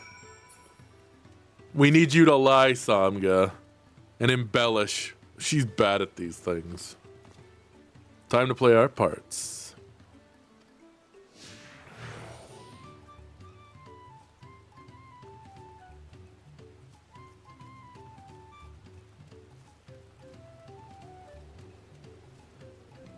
Okay.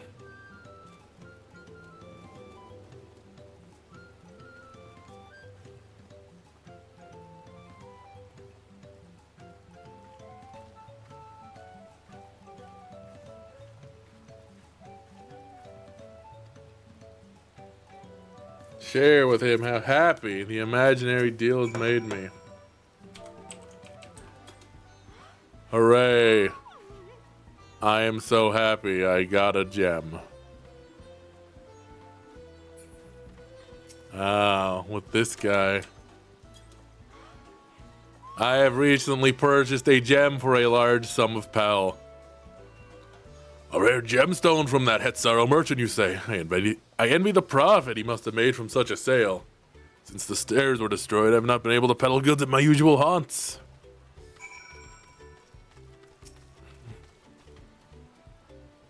Good start, but I would make certain while Queso is aware of me. Let's continue. Tell her she needs to punch the truth into submission. That's right.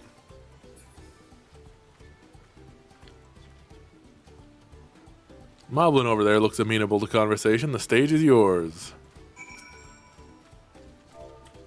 I have recently committed successful commerce.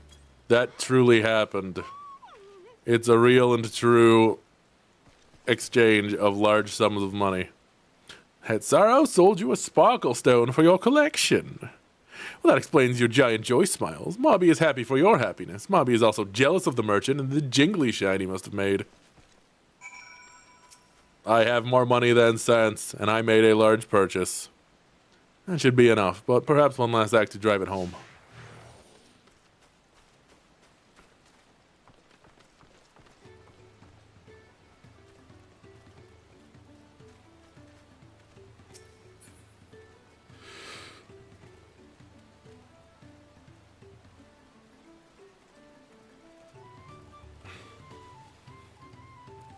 See that cheers for Pelu? Tell him to tell of your precious gemstone, and then you'll be done with this part of the charade.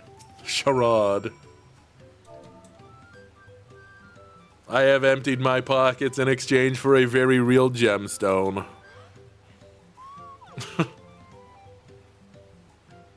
Passing peddler had the very gemstone you sought for your collection. What a stroke of luck. I'll wager the merchant's just as pleased to fill his pockets with your grateful coin, eh? Eh? Grateful coin. Well, I'm inspired to go earn some pel of my own. Who knows? Maybe opportunity will find me, even as it found you.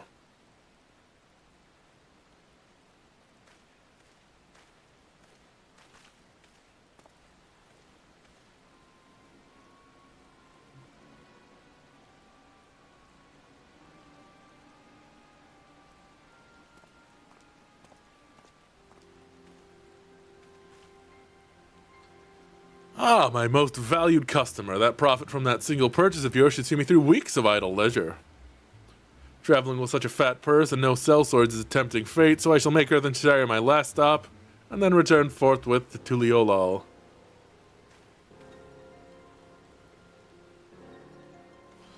Hell yeah, a target that seems too good to be true, just my type. Did you see? The rat has come for a nibble.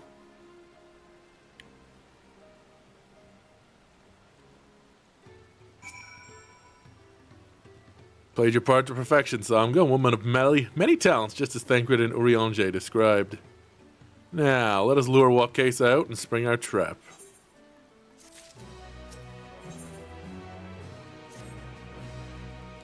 Let us execute the final stage of the plan.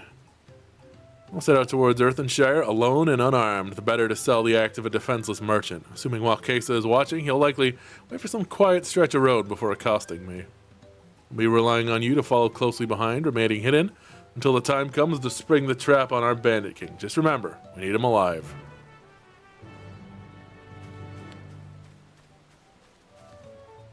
He doesn't need any of his limbs intact to be alive. Right? Right. Just beat him half to death.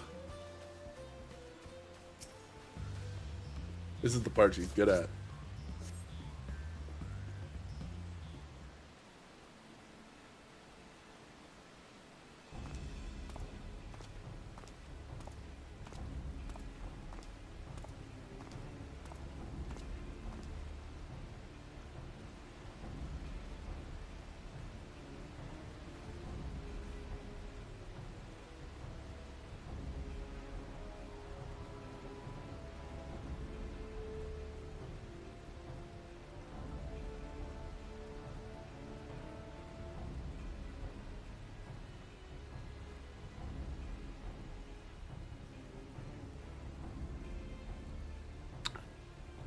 Make it all the way there.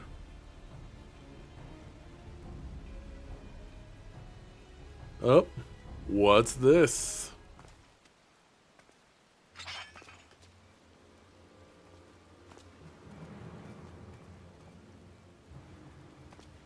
I hear business has been good for you, Master Merchant. How about you share some of your profits? By some, I mean every coin you have.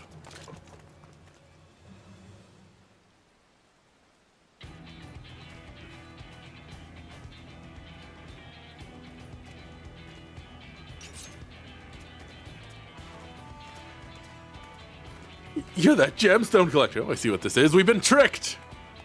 Spit in your eye, man. Kill these Vidral.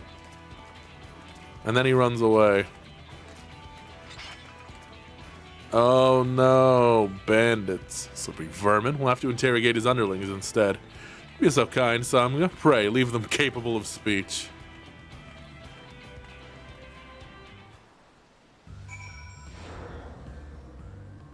Alright. I'll beat their asses. Woo!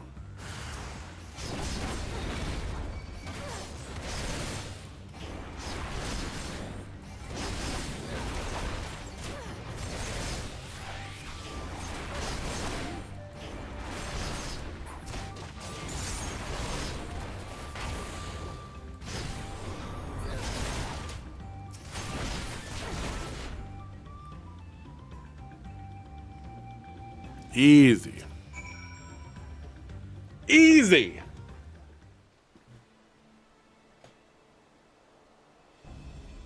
Hoping to talk with your boss, but I suppose you three will have to do.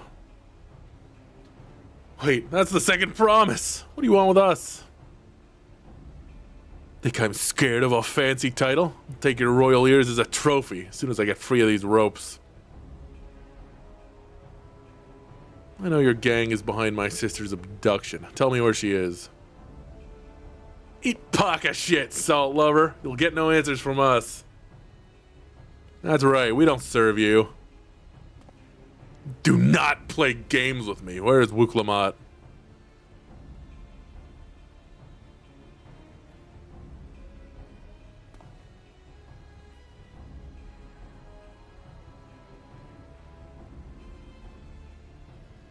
I am fast losing patience. Talk now or die. The choice is yours. We were hired to nab the third promise, that's all. We don't know where they took her. Hired? By whom? Weren't told that either. Only Wakesa knows. He's the one who took the job. Seems we needed their leader after all. Let's have arranged for the Landsguard to take custody of these criminals. I'll call on Thancred and his tracking skills, but perhaps you could pursue Wakesa in the meantime. The bandit was running in an easterly direction. Should you locate him, I suggest you shadow him rather than force a confrontation. It might lead us toward La Machia's being held. Should pull out his gun, yeah. And then I pull out my gun! Alright.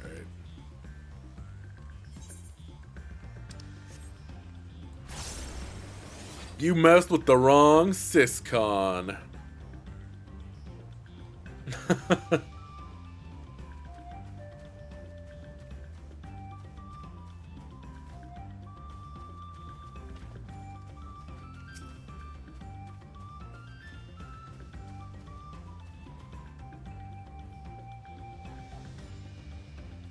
Go on, Samga. Find this guy.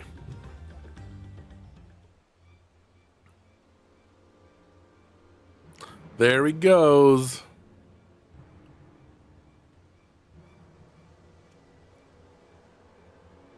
What a cool dude running like a hero.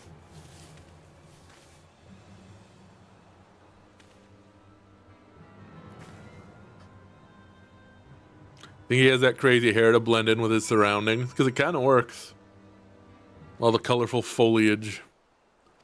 Alright, Shadow Welkesa from a distance.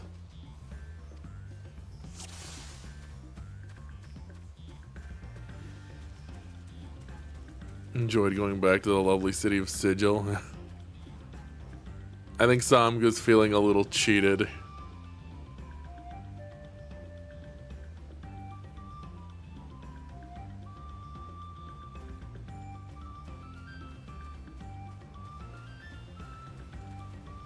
Whoop.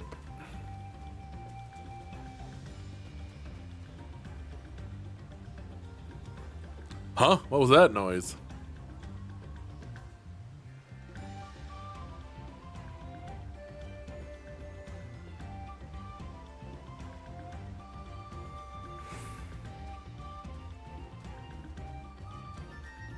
Sigil, apparently not Sigil, yeah. Yeah.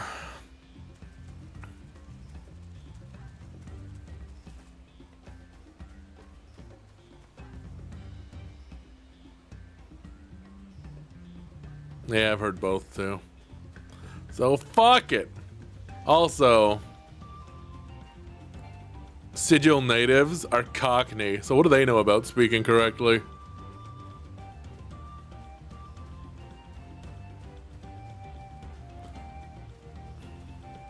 Whoop.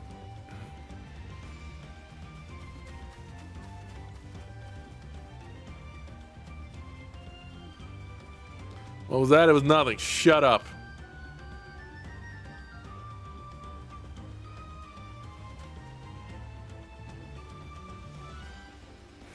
Well, the thing that kills me is when you get like words that aren't from English that they still mispronounce. Like the big one is samurai. Samurai. That's not even a word from English. Just say it the way the native speakers say it. God.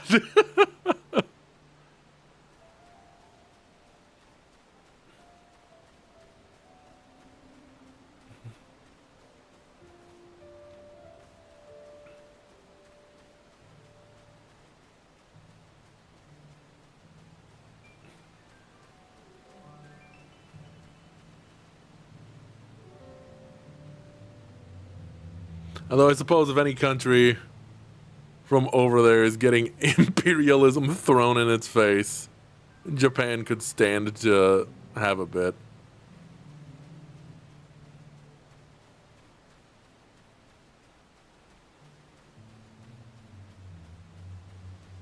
There he goes.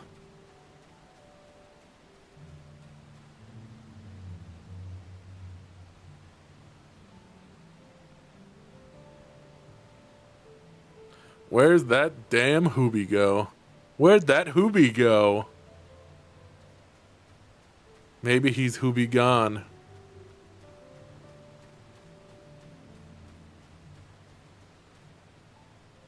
Easy.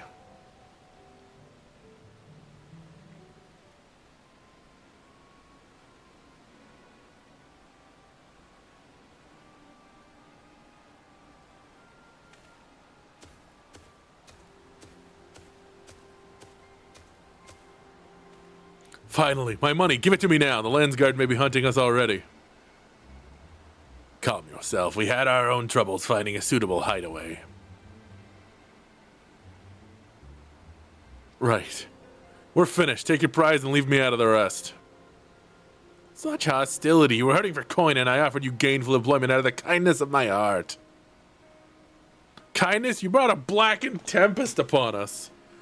One look, and I could tell that woman was a killer, a butcher, a salted devil in the flesh.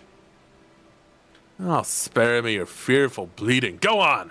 Scamper away now before the scary mercenary comes to claim your head.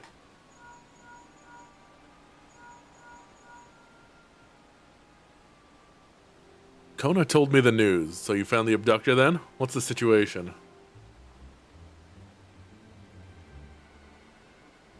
You think the bandits were hired by this Hubigo? Alright, new strategy. Forget Walkesa and stay on the Mamul Jaw's tail. We don't want to endanger the third promise, so keep your distance until we're certain they have her. I'll catch up to you as soon as I'm able. Someone tell him to Hubi get! That's right. Hubi, get out of here. Get out of here. Alright. Time to see where this Hubi go.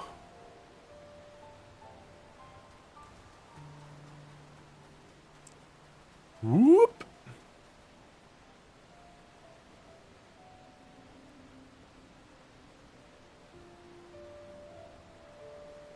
Imagine Samga wouldn't have a good time with all the fiends just walking around.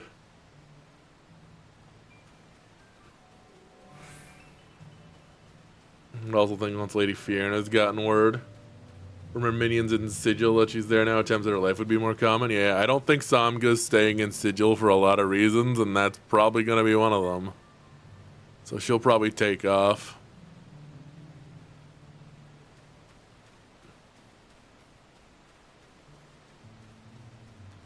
Back to living on the road.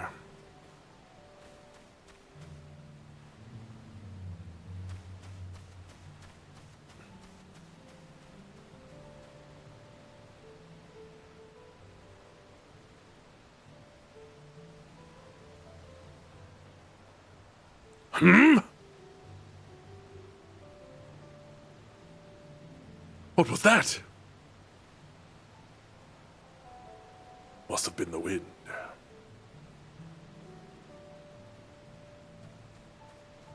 He's running. He's running.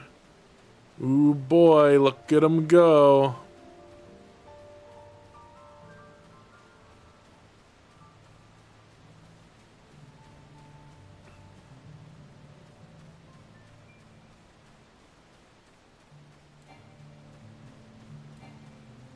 There we go.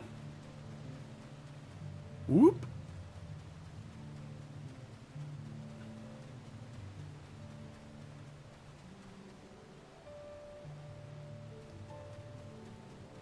Whoop.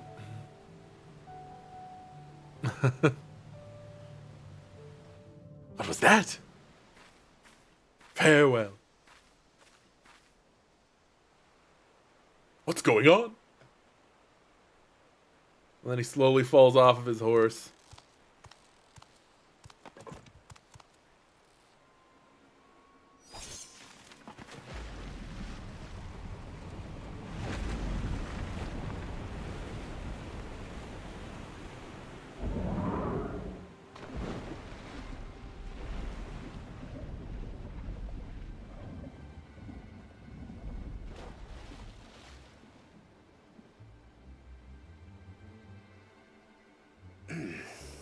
Better late than never. Oh, voice acting. That Mamulja. He's the one who kidnapped Wook Lamart.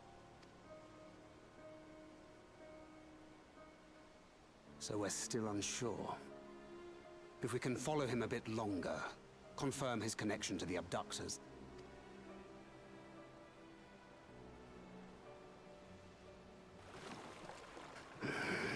That will complicate matters.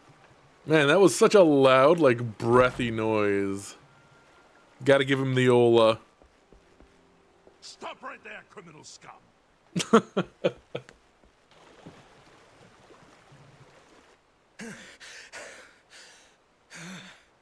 Confound it! If I set out now, I can trail them along the riverbank. Do it! Even if it costs you the contest.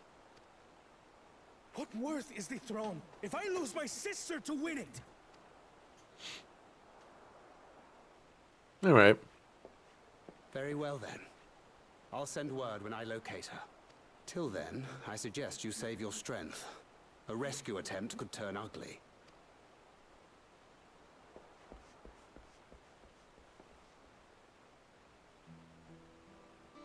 That Hubigo just now.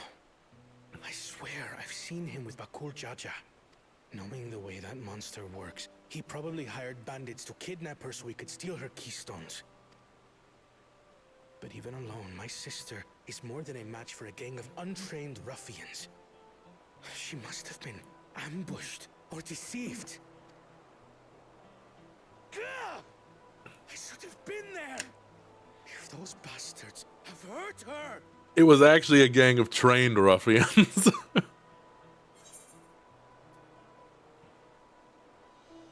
Patience. Just trust Thancred. He's good at this sort of thing. I do trust him, but... Forgive me. Snapping at you won't get my sister back.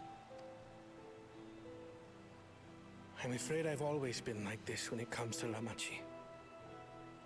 The thought of her being in danger sends me into a panic. Bow bow.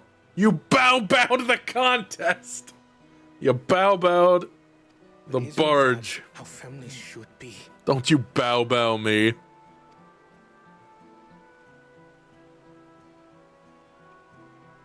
These days, Turali Mikote live however they please. But the clan into which I was born kept to the nomadic traditions of our ancestors. They herded their own neck across the plains, always moving with the seasons. During one such migration, my birth parents left me behind. A child. All alone. Without a single word of explanation. A chance encounter with a kind Pelu merchant was the only reason I survived. Taking pity on me, he taught me his trade that I might fend for myself. Samga could have some insight on this because there is a steppe tribe that when a child reaches a certain age, they are tied to a tree and left behind. And the child has to slip its bonds and catch up to the tribe. And if they do so, they are welcomed back in. And if not, well, okay, get lost. I became a stallkeeper in Tuliyolal's market. And that is where the Dawn servant found and adopted me. I had already been in the palace some time when Lamachi came to join us. Like me, she had been cast aside by her parents. I knew the pain of solitude and wanted to spare her that suffering. As this tiny child's new brother, I swore I would always be there for her.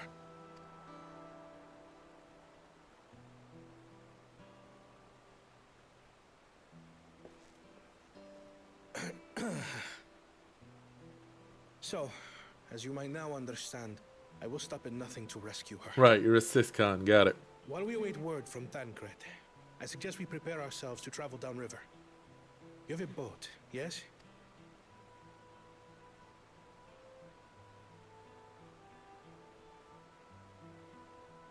Why release the Paniti if not to delay pursuit? If we were unsure of their guilt before, then this surely proves it. Before we act, however, let us regroup with your comrades. Would you mind making the call? It's weird hearing someone say comrades in 14 after years of comrades. Understood. We'll meet you at many fires.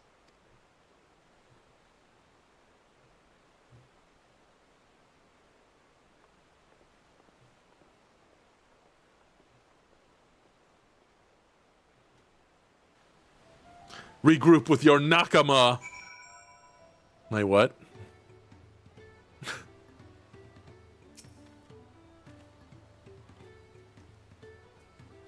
I may have put rescuing Lamachi ahead of my own progress, but do not take that to mean I've given up on the contest. You understand how important she is to me, yet regardless of how close we were, would have made the same choice. After all, if I am incapable of saving my sister while also winning the throne, then I am not fit to inherit our father's heavy mantle. I mean, that's fair. That's more than fair. We need to gather our forces.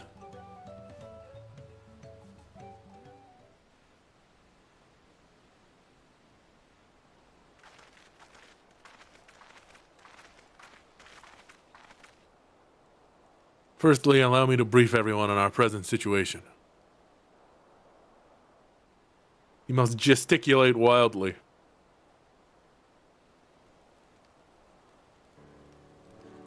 Thus, at the very least, we believe the Hubigo knows where Lamachi has been taken. Thancred is shadowing their boat even as we speak, and I should like to join him with all haste. Unfortunately, our quarry had the foresight to release your Panuti from its harness, leaving us without a means to give pursuit. Ironville, as an expert on wildlife, what are our chances of recapturing the beast?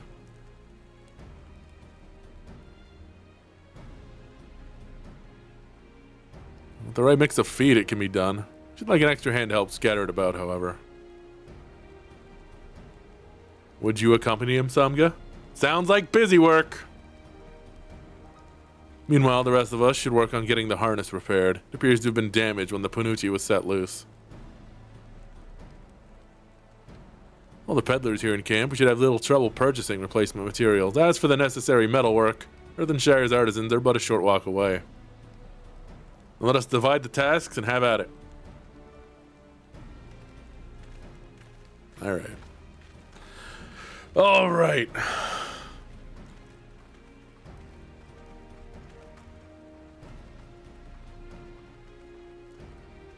An unusually aggressive herd of wild Punatis downriver, so our girl will have fled in the opposite direction. Come, we'll try the waters upriver. Are they territorial?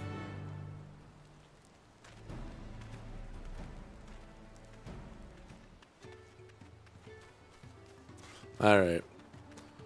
Alright. Let's go. We zooming.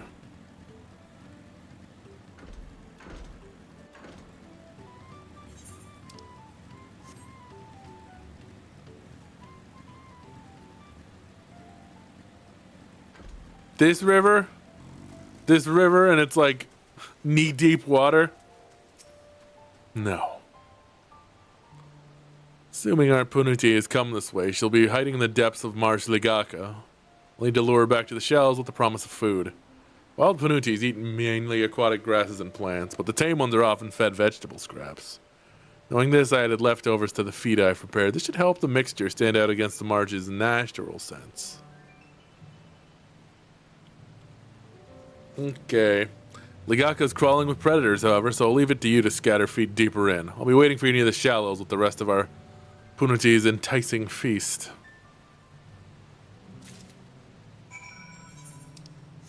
Alright. Mount up, let's roll. I've forgotten about a big chunk of this middle section. Oh, the work! All because Wook Lamont got into a van with some guys who had candy.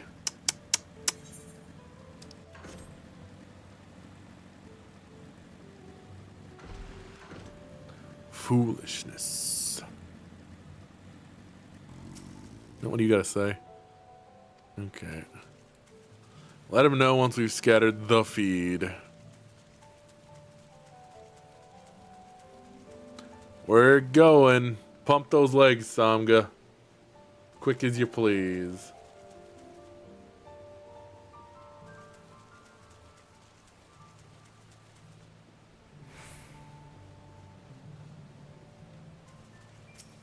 There we go.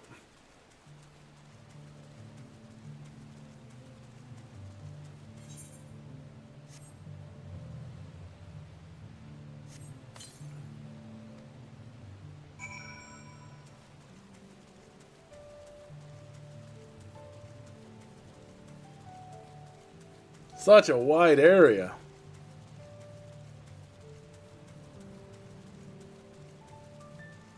What if I just jumped in the water and went after it?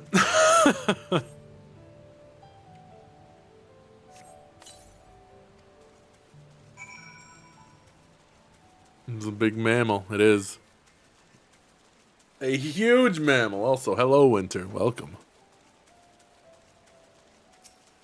Freaking huge.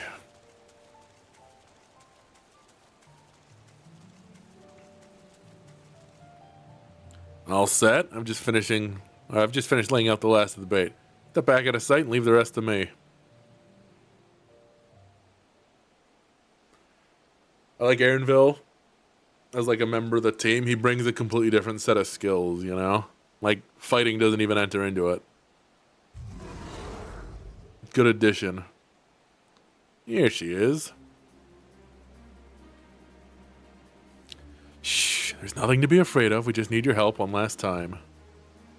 You're hungry, I wager. Come on, come with me.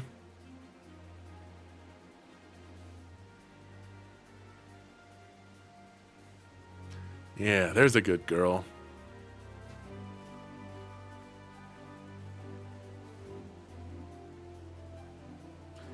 Be fine here, I think. I'll give her a few more treats, then lead her over to the boat. You can let Kona know we have our punity back.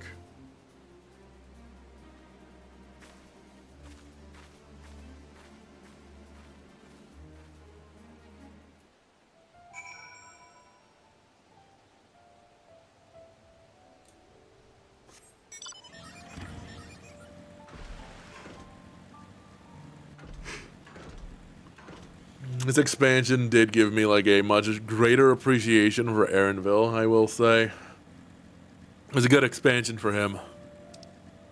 He was already pretty good in Endwalker, but this was a good expansion for Aaronville.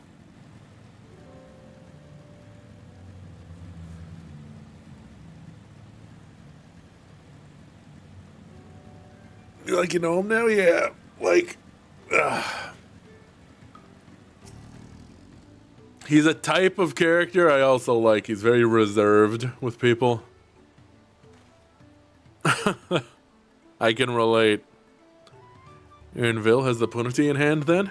Good, I expected nothing less from a certified gleaner. I like Charlayan, did I mention? As for the harness, we were able to purchase all the parts we need. The Levier twins are over in Earthenshire right now, having the Potsworn make the repairs. Shouldn't take long. We'll be ready to embark on our rescue mission as soon as we hear from Thancred. Also, his mom was hot. His mom was okay. Thancred must know something by now.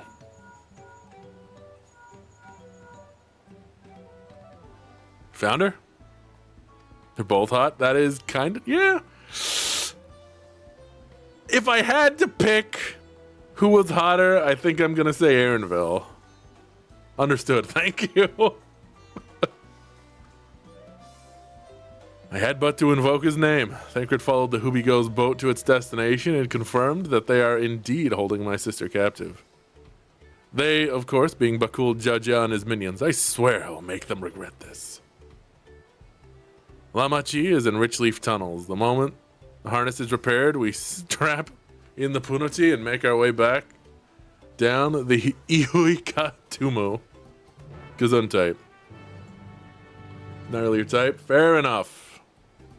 I don't really go in on Vieira much myself either.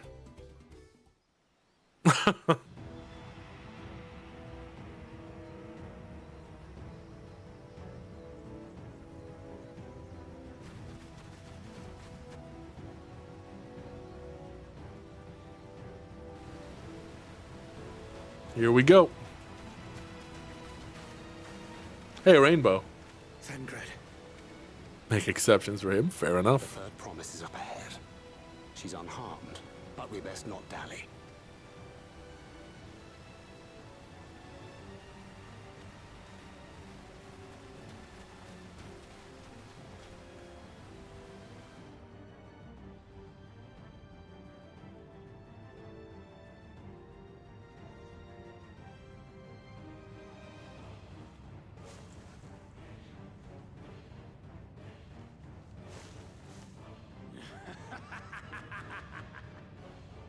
Dude, say it, don't I spray it. spit on these pathetic feats.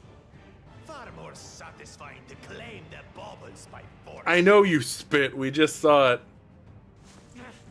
Give it back!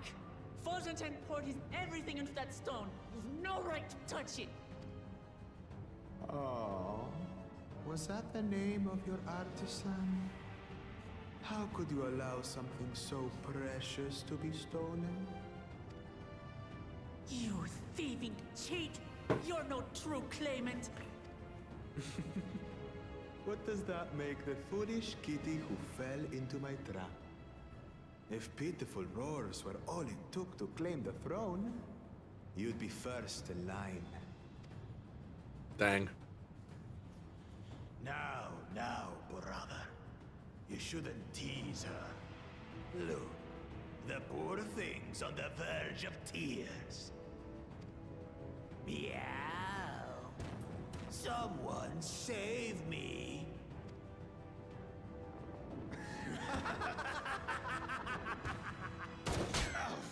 Got shot in the head! Who did that? I do appreciate Kona's willingness Thick as his skulls. to just shoot. Coward! You dare ambush me? Tis the blessed sibling's favored tactic.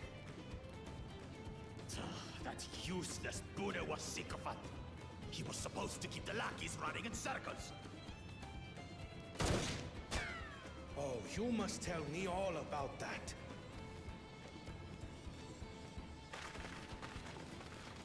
Careful now. You wouldn't want to hit her hostage.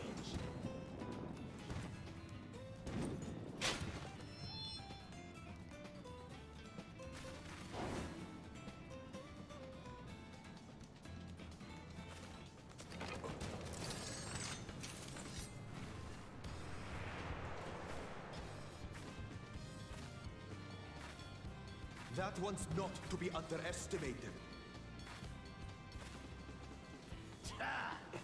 They can do nothing while we have.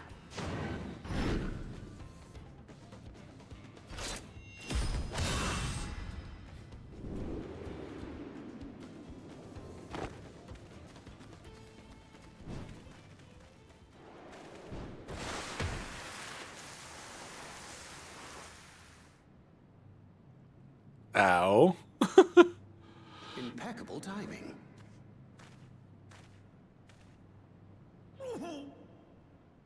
Amachi, are you all right? Aye, thanks to you.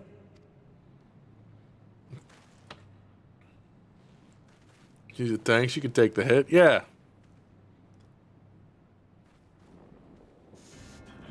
These weaklings think they can defy us? We'll slaughter the lot of them! Patience, brother. The keystone is ours. There is no need to fight this day. And Zoralja has left us hurting. No! I won't stop until I got these maggots and feed them their entrails! If we fall here, we fail our siblings for nothing. Is that what you want?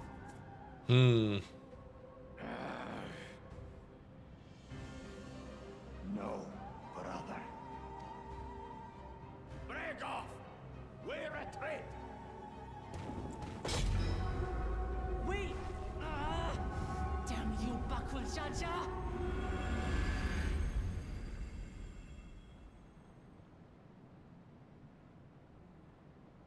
I didn't know you leave an eye open during that. Do we give chase?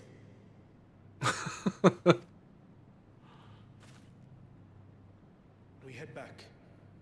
Amachi is safe. And that is what matters.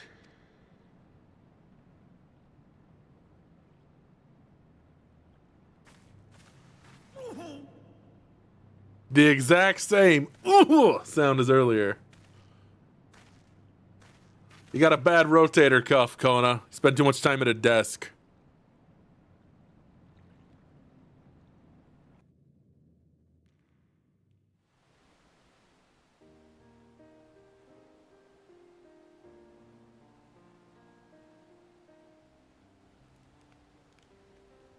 I'm glad to see you unharmed, Lamachi. Thanks again for coming to my rescue, Kona. And all of you, too.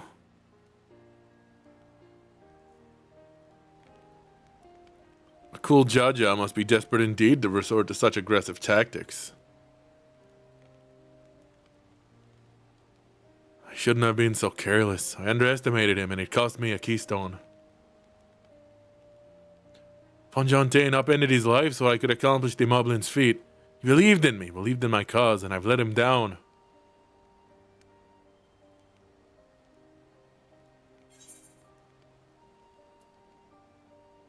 So just steal it back. It's not that complicated.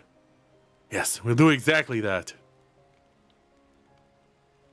Just beat his ass and take it back. The next time I meet that brute, I'll knock him straight on his scaly behind and take back my keystone. Speaking of vengeance, didn't Bakul Jaja curse some useless Bunewa sycophant when he caught sight of us? A reference to Sarel Jah, I would assume. He's devoted to our brother, and is the only Bunewa I know of participating in the rite of succession. Sarel Jah was somehow involved in this. Never forgive him for putting our sister in danger. He will have forfeited his right to be called brother.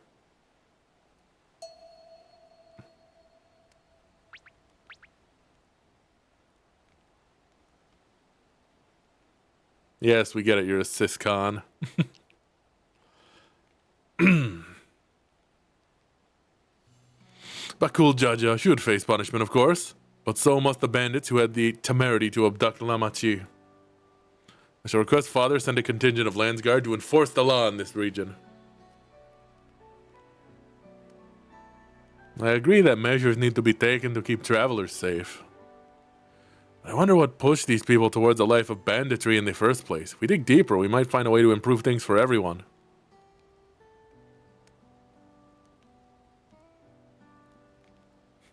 What pushed you guys to banditry? A love of banditry. It is something to think about. For now, however, the rite continues. I thank you all for your help.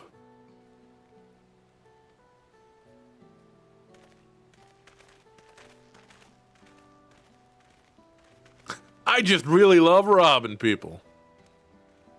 We should be moving on as well. Are you feeling fit to travel, Wuklamat? You bet I am. Zaraljah's gained a good head start, and it's time we clawed back some lost ground. How's it daunted railing? It's going okay. Just a lot of walking around and talking to people. We also got to fight Grandpa. That was fun.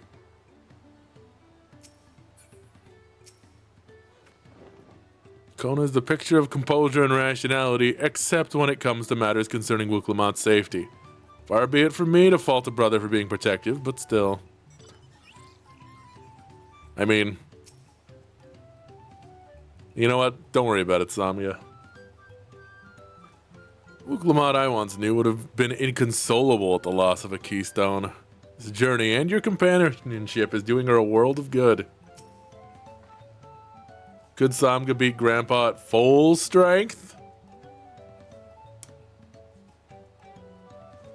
If she couldn't, she could at least make a fucking good run of it. But probably hard to say. We share a single body. It's obvious Bakul Jaja has two minds when you see one head calming the other head down. Its personalities are as distinct as two individuals could be.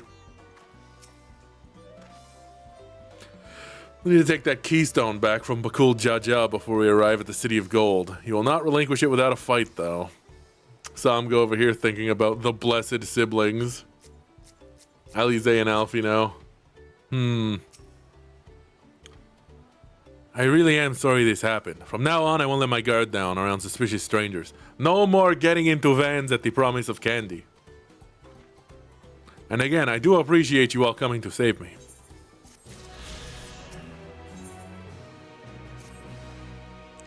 The road beckons, friends. Let's be on our way to the Yokui. And it's back to where the path through the mountains begins. You remember the spot where you were tricked into walking off with Wakesa? Is that the fourth promise? Yeah. He's going to rub my face in it like that, eh? I wonder if he's raising my hackles on purpose, though. You know, trying to keep me danger, or my anger directed at him instead of myself. Either way, we can't just be standing around here all day. We have a lot of lost time to make up for.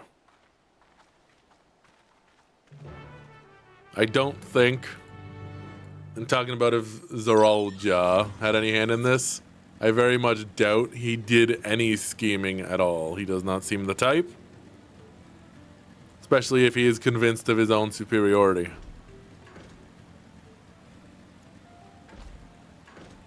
But yeah, I think the fight against Galul Jaja does us a bit of a narrative disservice.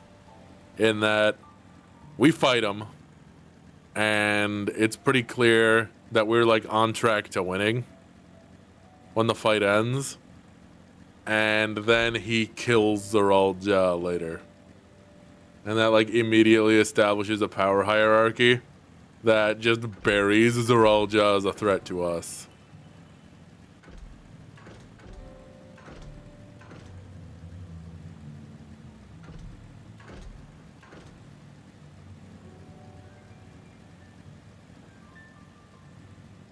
So I don't know what to tell you. I think it was a narrative misstep. I think they wanted the fight, but I think the fight does a narrative disservice. The first does not scheme. The first only promises, basically. Like, it takes Zeralja out of the running as a threat.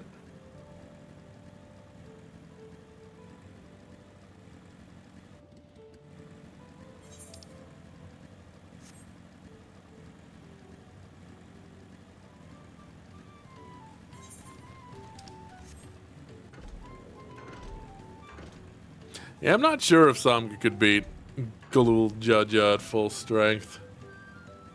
Because I don't know if the Warrior of Light could. It's kind of implied that maybe not.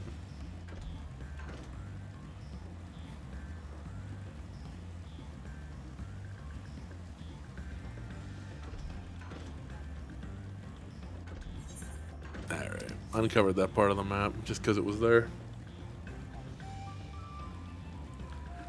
Here we go. Bandits must have been watching us from the moment we stepped off the riverboat. I knew I felt eyes on us. Zeralja will not have been wasting time while we were busy tussling with Bakul Jaja. We need to hurry. Aaronville said this path will take us all the way to the Urkapacha Highlands, didn't he? I couldn't leave without letting Ready Rock know what happened, so I stopped in Earthenshire to say a few words before moving on.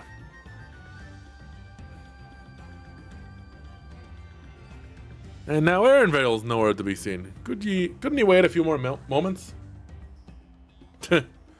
So much for giving him the benefit of the doubt. Come on, let's catch up. I want to give that smug Gleaner a piece of my mind. I'm worried I worried Wook Lamont would agonize over the loss of her keystone, but it seems I had nothing to be concerned about. Onwards and upwards, then. Away we go. Ugh.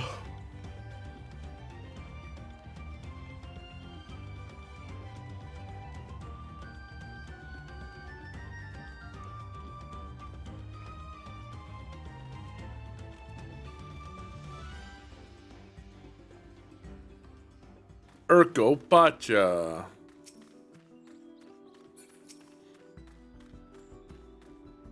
I like this zone. I've never climbed so high before. I'll tell Aaronville once. Or off once I catch my breath. You have to be quite high up by now, which makes you wonder how much higher the summit of Warkor Zormor must be. Those buildings up ahead are the village we're headed for. The Yokui have a deep connection to the legend of the Golden City. This visit will allow us to ask them about it directly. As I'm sure you've noticed, the air grows thin at this elevation. Take it slow until your body adjusts. Deep breaths, drink plenty of water. A few more steps and we'll be in Warlord's Echo.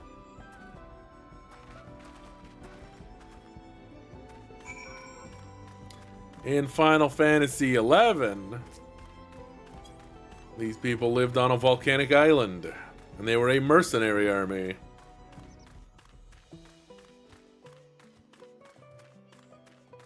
And they were called trolls. You guys remember when I made you fight one of these in the D&D campaign?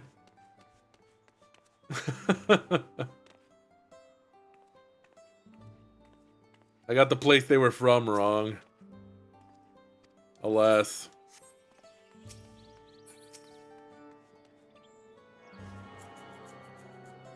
I said the guy was from Airslant because I figured he's a troll.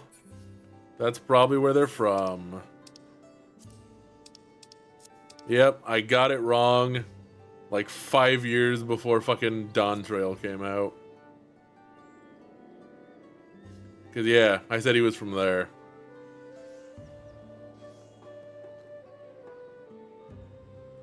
Because I figured Airslant is where the sea wolves are from, and they're a little Viking-like. Therefore, it stands to reason that's where trolls would be from. Yeah, I think it was a pretty good guess. But they're not trolls. They're giants now. Sure, let's just repair everything I've got. We haven't done any ocean fishing in a while.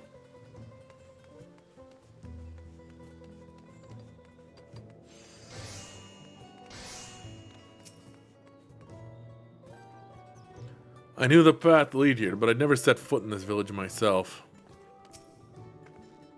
Chilly air, stout stone construction. If I squint a bit, I might think I was in Ishgard for a moment. How about that? Yeah, trolls are the ones with the fish nets. The thing here is giant size, but that structure in the back is on a different scale altogether. A temple of some kind, mayhap? Thank the gods they have an aetheryte. I don't fancy the idea of trudging up that mountain trail a second time.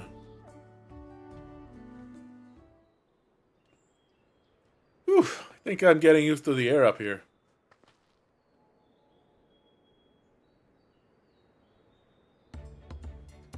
So, this is the place from the Lay of Proof, where Papa met the Yokui.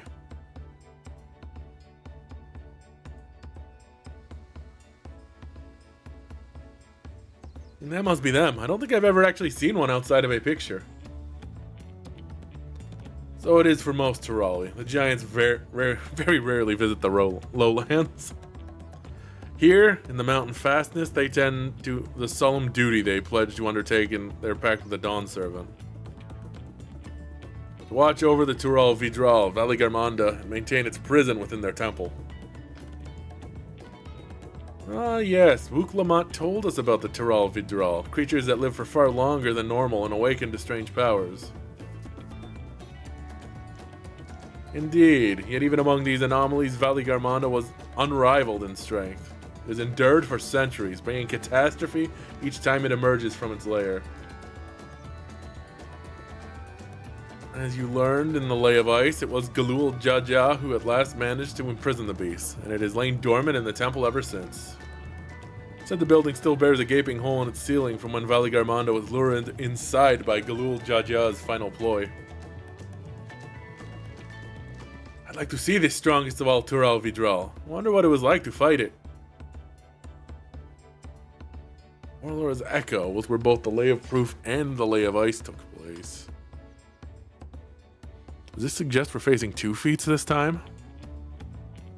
That's a question we can ask the Elector once we find him. Or maybe we should flush out Bakul Jaja first so I can beat my keystone out of him.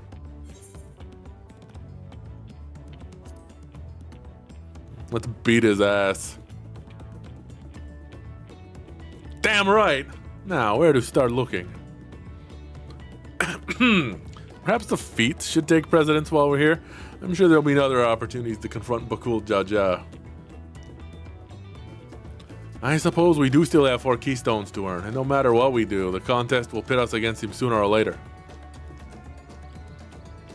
Alright, let's seek out the Elector. Then I suggest we pay a visit to Karhiorzar the Gracious, or so their temple is called. The Malbans told me that the High Luminary Gerferler is to be found.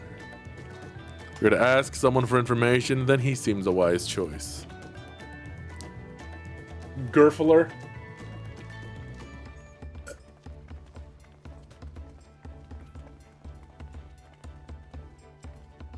So he was actually, the character using his model was called Burferler the Canny, but they've already used that for a hunt mark in Endwalker.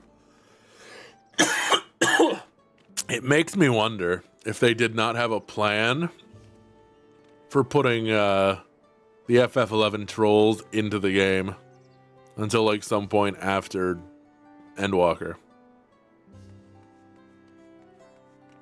Makes you wonder.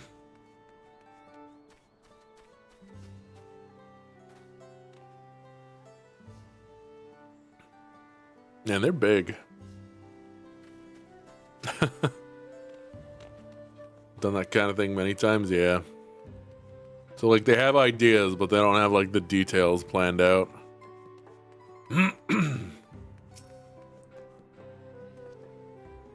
Temple guards have been watching us most intently. One does not stroll freely into Valigarmonda's prison, it seems. Well, this is certainly an impressive building. It doesn't seem the sort of structure one would build to hold a Tiral Vidral. Need permission to enter the temple. Oh, but I suspect it won't be a problem for the third promise. Is it taboo to request entrance to the temple, you think? Taboo. Let's see if I can convince the guards to let us through. Hey, come on! I'm just a little guy. It's my birthday. Come on, I'm just a little birthday girl. Come on. I am Uklamat, third promise of Tuli Hyolal, and I seek your elector for the right of succession. May I speak with Gerferler? The High Luminary has granted admittance to the claimants. You may enter. She would say that in her weak Lamont phase, yeah. Huh, that was easier than I expected. In we go then.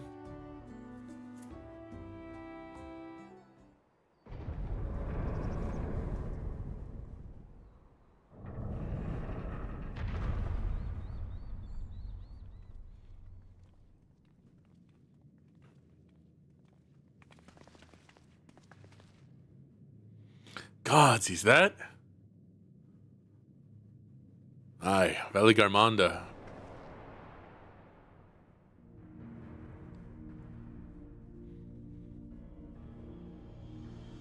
He's frozen mid. Ah! Welcome.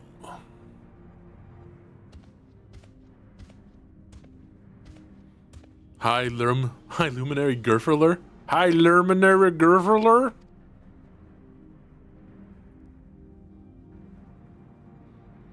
He is not here at present. I am Luminary Zermerwer. Oh my god, it's Zermerwer. I see I wasn't the only one thinking it. This is the Sky Ruin, Valigarmonda? It is the Tiral Vidral whose name has evoked terror since time immemorial. Even my people, once conquerors of all beneath the sun, were as brittle leaves before Valigarmonda's tempestuous power. When the Sky Ruin descended upon Urkopach 8 decades ago, the casualties were staggering. Had Galul Jaja and his companions not intervened, we would have been slaughtered to the last.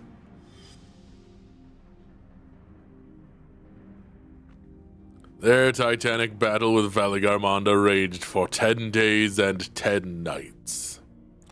As their foe fought on, tireless and relentless, our heroes were pushed beyond the limits of their endurance. Thus did the head of region concoct a desperate plan. Galul Jaja tricked the Sky Ruin into losing control of its own ice magics, causing the unwitting Tiral Vidral to encase itself in frozen ether. What the moblin doing? Pickpocketing the guy in front of it. And he's been like that ever since. Nice work, Papa. But what happens if the ice ever melts? The same question looms large in our minds, for the magic sustaining this prison grow weaker with each passing year. Valigarmonda commands powers of fire and lightning and ice. Some believe that the violence of the recent storm was the result of those energies slipping free. That raging tempest from Valigarmonda? Setting future worries aside, you are come to attempt the feat of proof, yes? The High Luminary, chosen elector of the Dawn Servant, has left me with instructions for all aspiring claimants. You are to scour our forbidding mountains and find the waiting Earthenshire. That is to be your challenge. Ah, so the search itself is the feat. You've already spoken to my brothers, I take it? I have. Their expeditions are underway.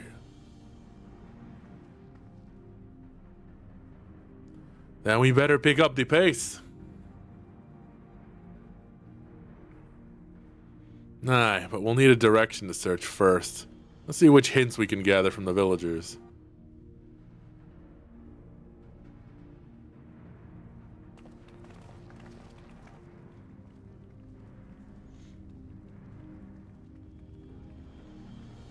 He doesn't look that tough.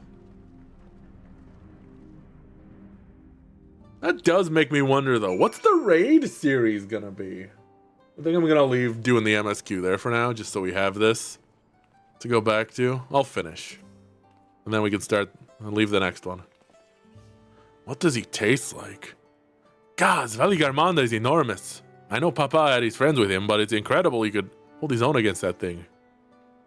Should its prison ever fail, though, we can't expect the old guard to come running. It'll be up to us to save the day. Why do we have money from Norvrant here? Well, try not to think about it. What does he taste like? Probably chicken. Maybe a little fishy. He tastes like burning. It's all ether. But, I bet in places like this, you would get like rumors of like, you know, if you eat the flesh of a Tural Vidral, you become immortal. That seems like such a like, yeah, that's a easy folktale.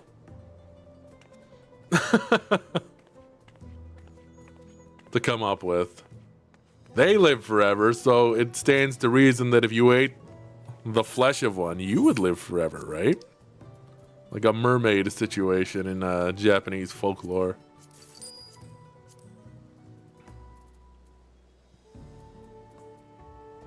Oh yeah, I caught one of these.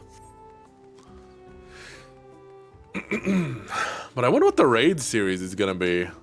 Because we just got through like the final boss of the expansion, getting their like EX version, which we have to do more of, but we keep having people not being able to show up.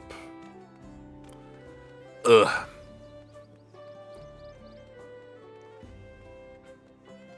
Ugh.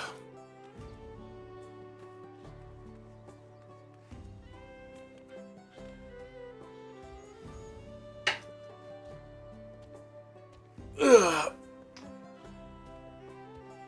Ow. Yeah, adults with lives. I guess. We've been taking too much time off, though. It's a shame.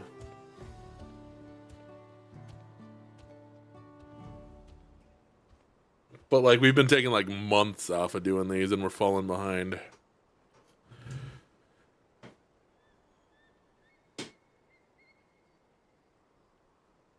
Oh, man.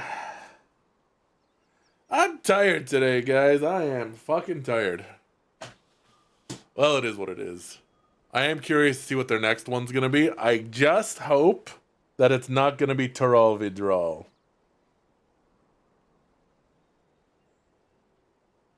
Because I think Taral Vidral, my interest in them has been exhausted with Valle Garmonda.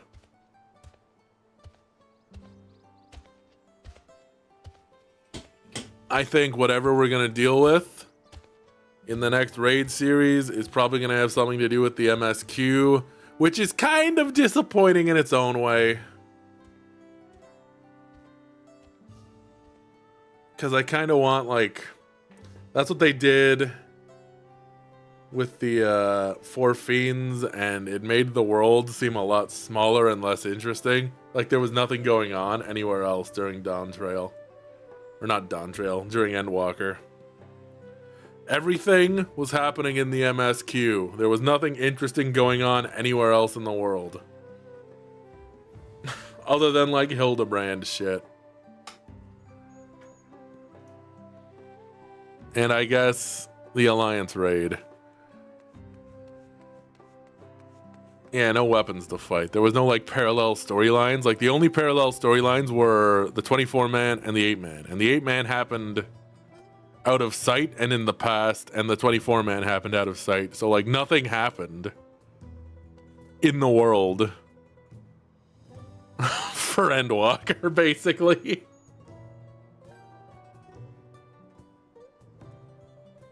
Well, that is what it is. Anyways, I think I'm going to be calling it here for today. Thank you very much for coming, guys. I appreciate it. As always, tomorrow, yeah, I'll be back with something. We wrapped up too many stories. We wrapped up so many. I don't know what I'm going to be doing tomorrow. It's going to be something. I don't want to say 14 because 3 days of 14 is an awful lot. But if we got nothing else to do, there is always PvP. I will try not to end it early next time. But at any rate, that's going to be it from me. Thanks very much for coming out, guys. I appreciate it, as always. Grand Blue? We could play Grand Blue. We could do a Friday night fisticuffs of our very own. Alright. Well, we'll cross that bridge when we get to it. Anyways, see you guys around. Take it easy, take care, and I will see you all next time!